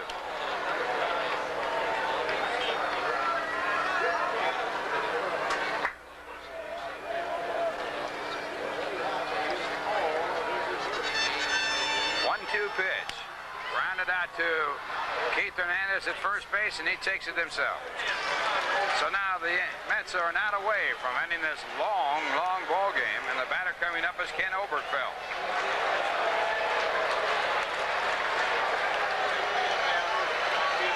And it won't be Obergefell, it'll be Rick Camp, the pitcher.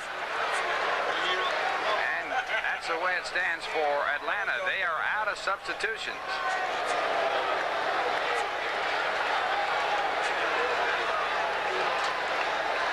Put in the sixth batting position when Runge was a pinch hitter for the pitcher. And the fastball fouled back.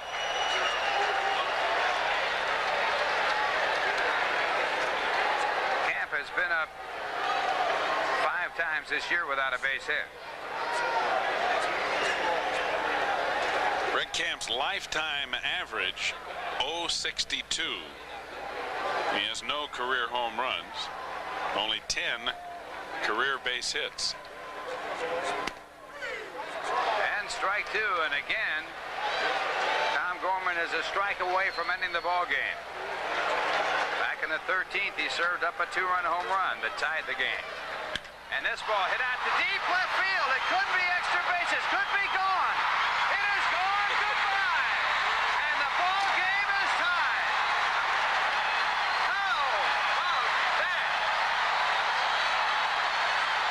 This is unbelievable.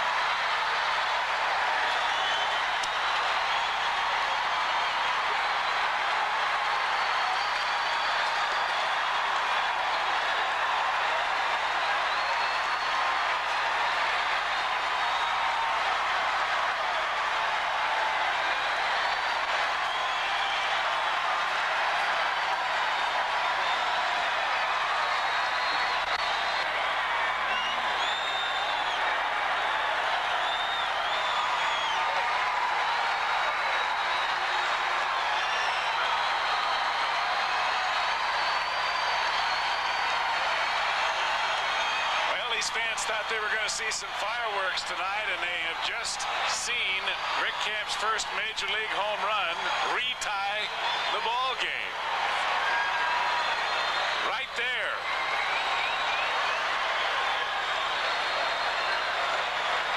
Hit the back fence. Annie Heap can't believe it, nor can anybody else, but the Atlanta fans are flying high. The count to Benedict, 2 balls and no strikes, and that makes it 3-0. 2 disastrous, 2 strikes, 2-out home runs off Tom Gorman. Both of them coming to tie up a ball game. In extra innings and a strike call, it's 3-1.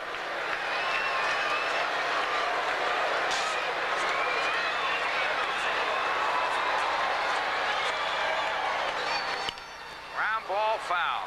Count goes to 3 balls and 2 strikes.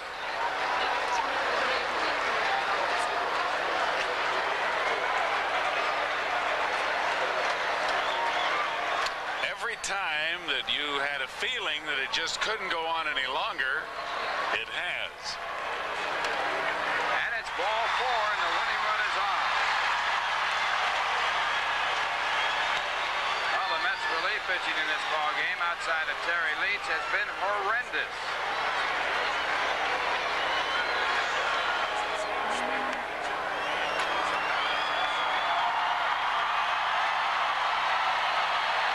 Half walk given up by Met pitchers, and it brings up ground ball hit down tonight. He goes to second for the force play, and we go to the 19th.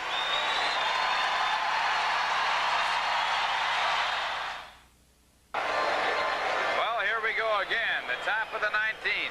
Twice this game has been tied in the bottom half of an inning, in extra innings, and coming back in for the play-by-play, another fellow who can't believe it, Tim McCarver. Well, I'll tell you, on the scoreboard was the message. As we see Tom Gorman, the message was, more than any other thing, baseball has the illusion that it can be simply understood. And I've never seen a ball game that best illustrates that strange axiom created by Thomas Boswell, the brilliant writer from the Washington Post. Then this game, Gary Carter, the batter, 19th inning. No game has ever ended later than this game has ended. Back in 1975, the Phillies beat the Expos 6-1 in rain-delayed contest that ended at 3:23. Carter, base hit up the middle.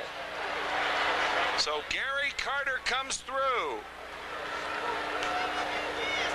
Again, that for Carter is his 5th hit of the game.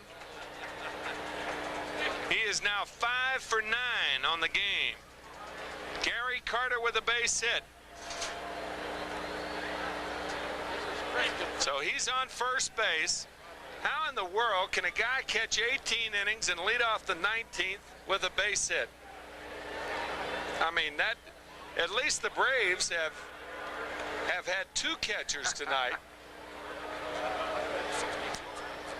Man, John Christensen in there. He entered when Strawberry was ejected a couple innings ago, and a bunt and a beauty.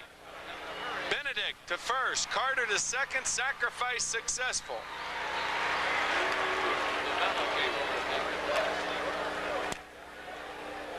Now the batter is Tom Gorman, and he is being How can it be? They don't have a pitcher. pushed back. The only pitcher I can think of would be Ron Darling, who is starting Sunday's ball game. And he is just running down to the bullpen now. He has not been throwing.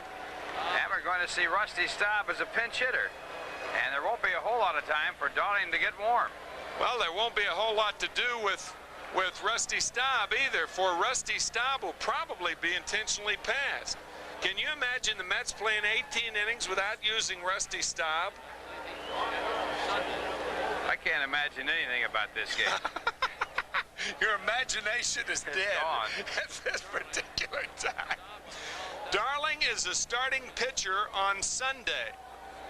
Rusty Staub employed as the pinch hitter against Rick Camp. He is 1 hit shy, for all of you trivia buffs out there, of Billy Williams, 2,711 hits. That would time for 36th place. Now jot that down. Don't forget it. But Rusty's not going to have a chance, I wouldn't imagine. They'll probably walk Staub and pitch to Ray Knight, and they will.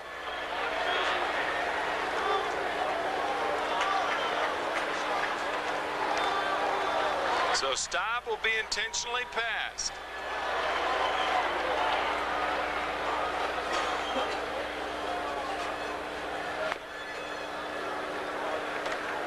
I'll tell you, Ralph, I don't have the adjectives descriptive enough to describe this game. If they made a movie out of this game, nobody would believe it. Nobody'd go to it either. That's right. They'd all be at the ballpark. I think this is one of the few games that I have seen where the crowd has grown as the extra innings have persisted. I think there are more people now than there were here at the 13th. I've counted them. They're coming in. Yeah. They think it's tomorrow night's game or tonight's game. Ray Knight is the batter this morning.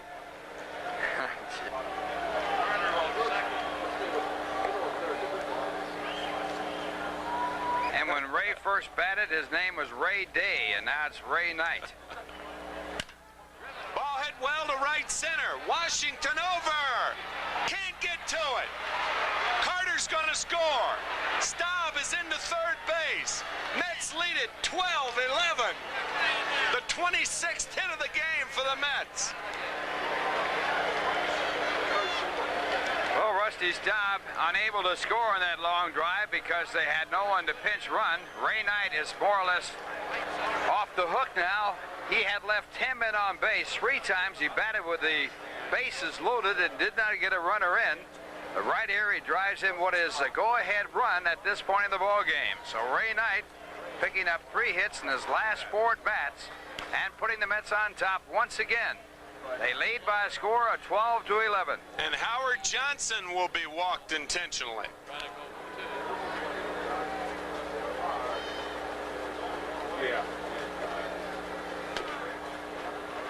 So Johnson walked intentionally. Got to analyze this game through segments. Bases loaded, nobody out, and the batter's going to be Danny Heap. Ninth and second, Staub at third. 26 hits, the most ever by Mets ball club.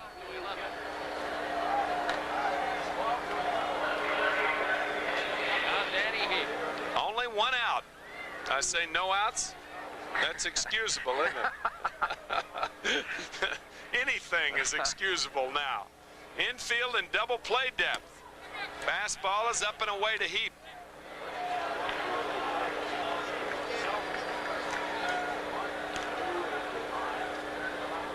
Danny 1 for 5, and he entered the game in the 9th inning.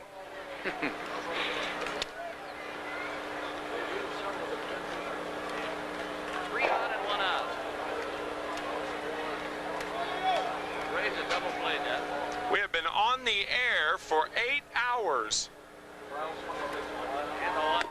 Fastball and a beauty. 1 and 2 to Danny Heap. Bases loaded. 1 out. 12-11 Mets. You are not watching a rerun. I repeat. This you are is live. Not. This is live. 2 and 2.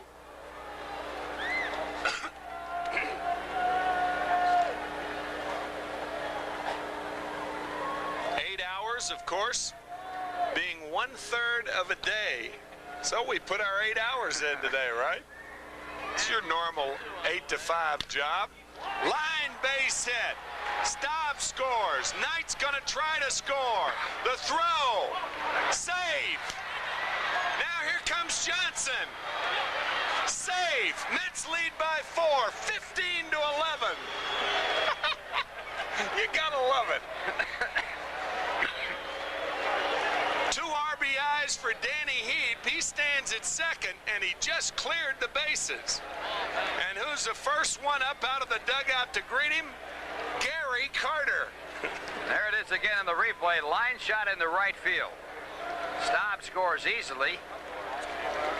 The throw by Claudel gets away from the catcher, Benedict, as Knight tries to come in, and he kicks the ball away as he gets by the catcher, Benedict.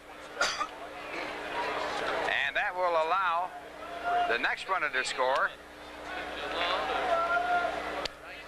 And that was Howard Johnson, Howard right? Johnson, and at second base is Danny Heap. 2 RBIs. Interestingly, there have only been 4 errors in this ball game. Only 1 by the Mets. And Dykstra rips it to left center. Heap tagging, and he'll go to third easily. The Mets have scored 4 runs in the top of the 19th. As if to say, now Braves, let's see you match that. Top of the 19th. They scored 2 in the top of the 13th on a 2-run homer by Howard Johnson. Dramatically, Terry Harper came back in the bottom of the 13th and hit a 2-run homer with 2 out and Ramirez aboard. In the 18th, the Mets scored a run, and incredibly, with 2 out and nobody on, Rick Camp hit his first Major League home run. The pitcher, no doubt. This game will go to Cooperstown, my friend. Twice in this game, Atlanta has scored runs to tie the game up with 2 strikes on the batter and 2 men out. Interestingly, 0-2 each time. Now the Mets score their 5th run here in the top of the 19th. Wally Backman comes through with his 4th base hit of the game. 16-11. Wally is 4 for 11 in this game. And Darling, who will be the next pitch in the ball game with a chance to pick up his first save, cannot pick up his first save because the Mets have more than a 3-run lead. That's right. And Ron Darling coming in from the bullpen now, and Keith Hernandez. A check swing by design. Hernandez has hit for the cycle in this ball game. He has had 5 hits, make that 4 hits.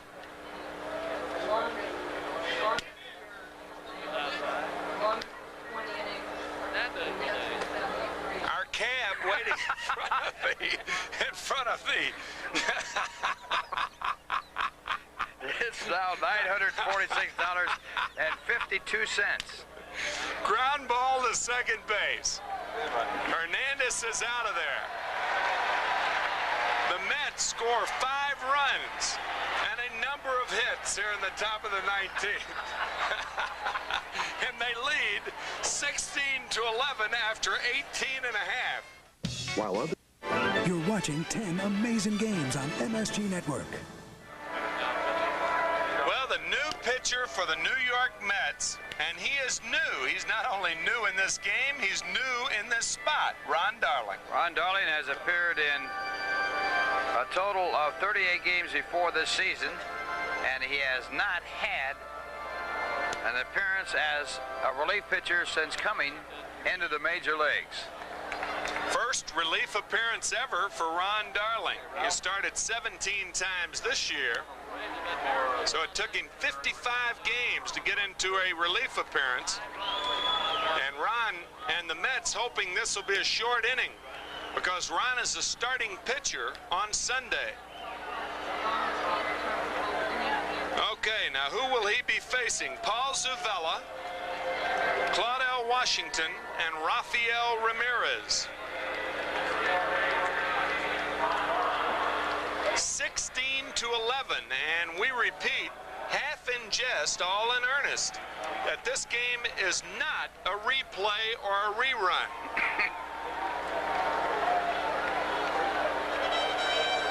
Paul Zuvella, the batter, toward third. And a fair ball, says Terry Tata. Or did he say fair ball? He's waving him back. He said foul ball. 0-1. This game is the longest game in time in both the American League and the National League now for this year.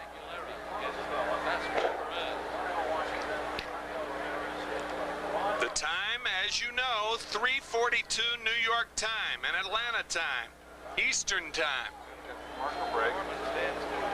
Back to me. Ground ball toward Backman, and he throws out Hernandez. Now catch this, Zuvella entered the game in the 6th, and he is now 0 for 7. 1 out, bottom of the 19th. And the batter, Claudel Washington. What a game.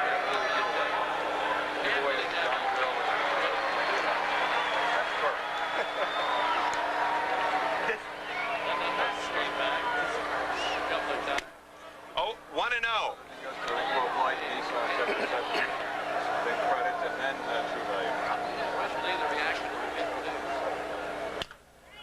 Ground ball, Hernandez can't come up with it. This is going to be at least 2 and maybe 3. But Washington holds at second. Well, our crack statistician and PR man, ever alert and ever present, Jay Horwitz, coming up with the appropriate information. Now the relay repeat of this as the ball bounces off Hernandez and bounces into foul territory. And Washington ends up at second base. It is being scored as an error. A rare error at that. It hit Hernandez above the glove, right in the elbow. He's all right. And the batter, Rafael Ramirez. Washington at second. And 1 man out. The Mets looking for 2 outs. They lead by 5. 28 hits, the rate was 17. Right. 45 into the game, 27 runs. True value. Tossing a couple of rain delays. Fastball is tight. 1-1 to Rafael Ramirez. Ramirez has driven in a couple of runs. He's scored 2 runs. And he's had 3 base hits on the evening. Jams in with a fastball. Johnson. Nice play, Howard Johnson. 2 outs.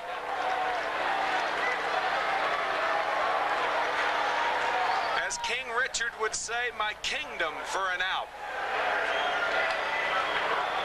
Well, twice now in this game in extra innings, Atlanta has tied it up with 2 men out. But they have a little farther to go here, as the Mets have a 5-run lead this time. They had a 2-run lead one time and a 1-run lead the other. Got a steeper hill to climb, right? Dale Murphy, the batter. Murphy's had only 1 hit, but he's been responsible for this whole mess. Murphy put Atlanta in front by a score of 9-8 with a 3-run double back in the bottom of the 8th inning. Fastball and a good one. 0-1 to Murphy. Mets tied it up in the 9th, then took the lead by 2 in the 13th. Atlanta tied it up in the bottom half of the 13th, and then the Mets got 5 runs in the top of the 19th.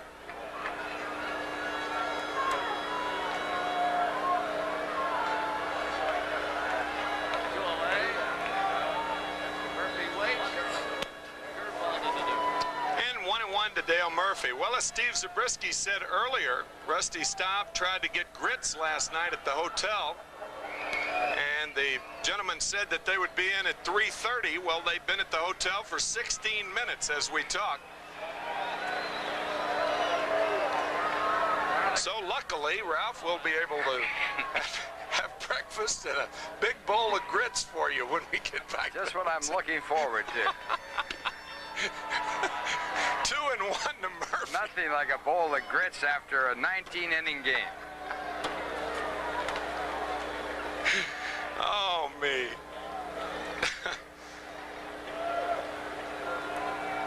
2-1 to Dale Murphy. The Mets 5 runs up in the 19th, 2-2 to Murphy. The Mets 1 strike away from victory, but they've done that in the 13th and in the 18th. They have been 1 strike away from victory.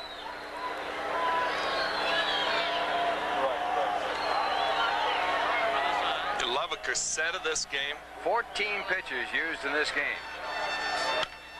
Ground ball, foul. Perry would be next. Think of the hitters now, coming up 9, 10 times, 11 times during a game, and now you're facing a starting pitcher in the 19th. I'm a little surprised that Atlanta didn't go to Bedrosian, who has great relief experience, and he's not due to pitch until Sunday. Just like Darling. Just like Darling. Well, of course, camp was relatively fresh, I suppose. He'd pitched only 3 innings. We won't go over who pitched the rest of it. Read it in the paper. 3-2 to Dale Murphy. Recap this game. You couldn't recap this game. They gave you a day and a half, could you? I know I couldn't. No. Well, let's see. Yesterday, Dwight Gooden started the ball game. Worked 2 of the 3rd innings. Left because of a rain delay. Murphy fouls it away. 3-2 still. Be like those old cereals that we used to go to years ago. Yeah, that's right. Double feature on Saturday and a cereal. That was endless. Chapter 12. Lash LaRue, Jungle Jim, Flash Gordon. The stagecoach going over the cliff. Yep. Be here next Saturday to see what happened. Right. This one all condensed into 2 days. Yesterday and today.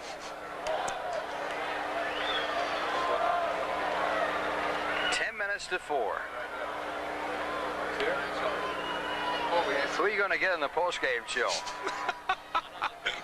That's Steve Zabriskie's worry.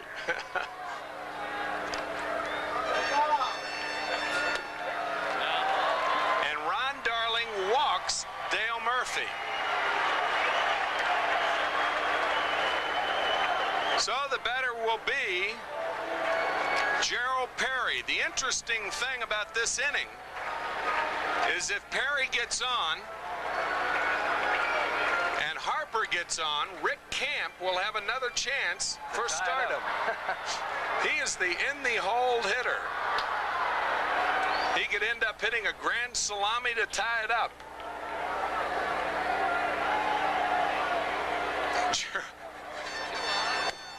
Fastball is outside to Gerald Perry.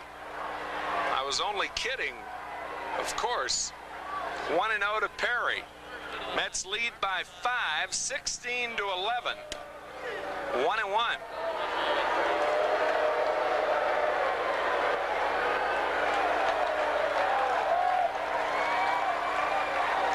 There have been 45 hits in this ball game. And that equals the number of hits in the 23-22 victory the Phillies had over the Cubs in 1979.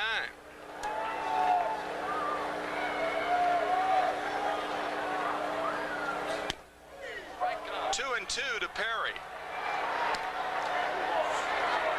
Statisticians will have a field day with this one. Boy, you got that right.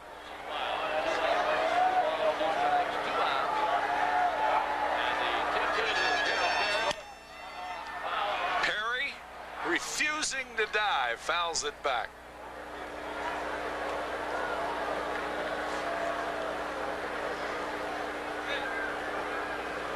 And Ron Darling wants a new baseball. That might be the most interesting thing in this game. Well, if you're going to set a record, set one.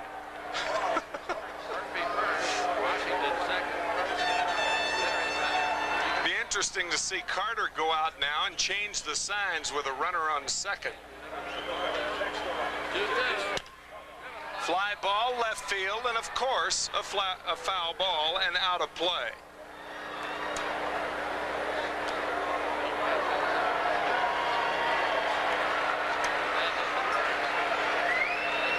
Appropriately, Hernandez at first. That tells Probably it all. thinks he's on the on-deck circle. The I don't know where he is The now. wheels have gone. Just missed. 3 and 2, and the runners will be off.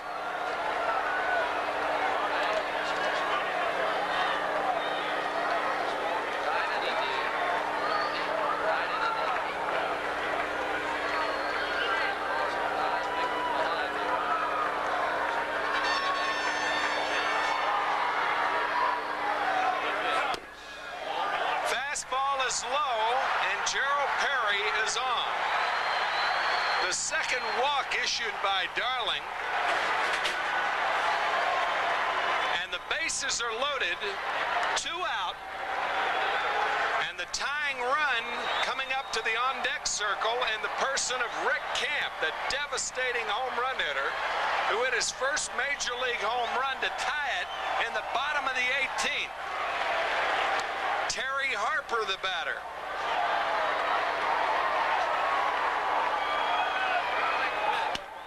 Fastball is high, 1-0 to Harper.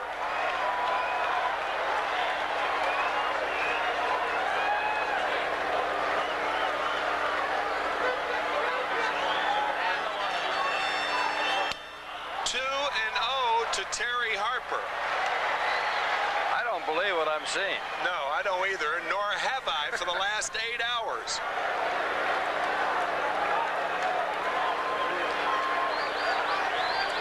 The dangerous Camp on deck. There's a strike, 2-1 to Terry Harper. You have to be tongue-in-cheek right now. I mean, you can't be serious about this game, right? Well, this is a happening now. This will go in the record books. Line drive, right field. It may drop and does. 2-run score. Christensen. Ball gets by him, and now it's first and third, and the tying run at the plate in the person of Rick Camp. It's now 16 to 13.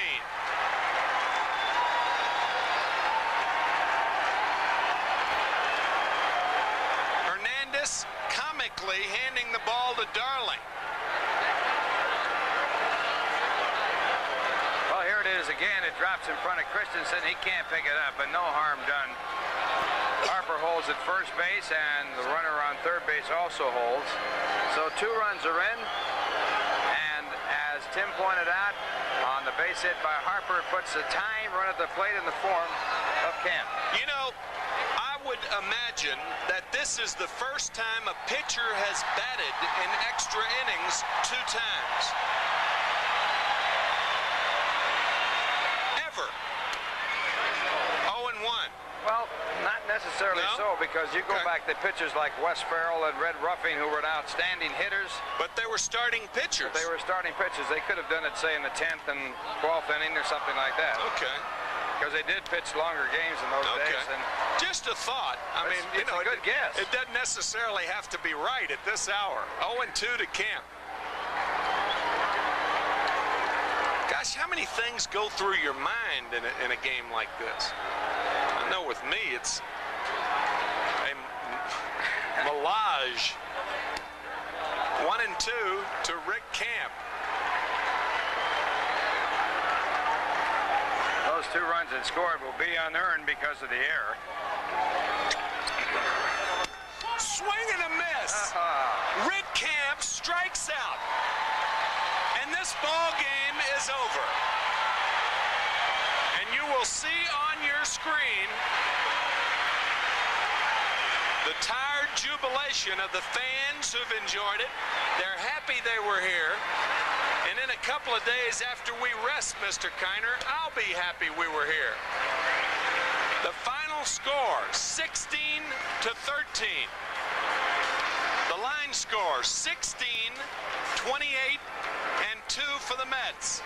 13, 18, and 3 for the Braves. Homeowners, call Garden State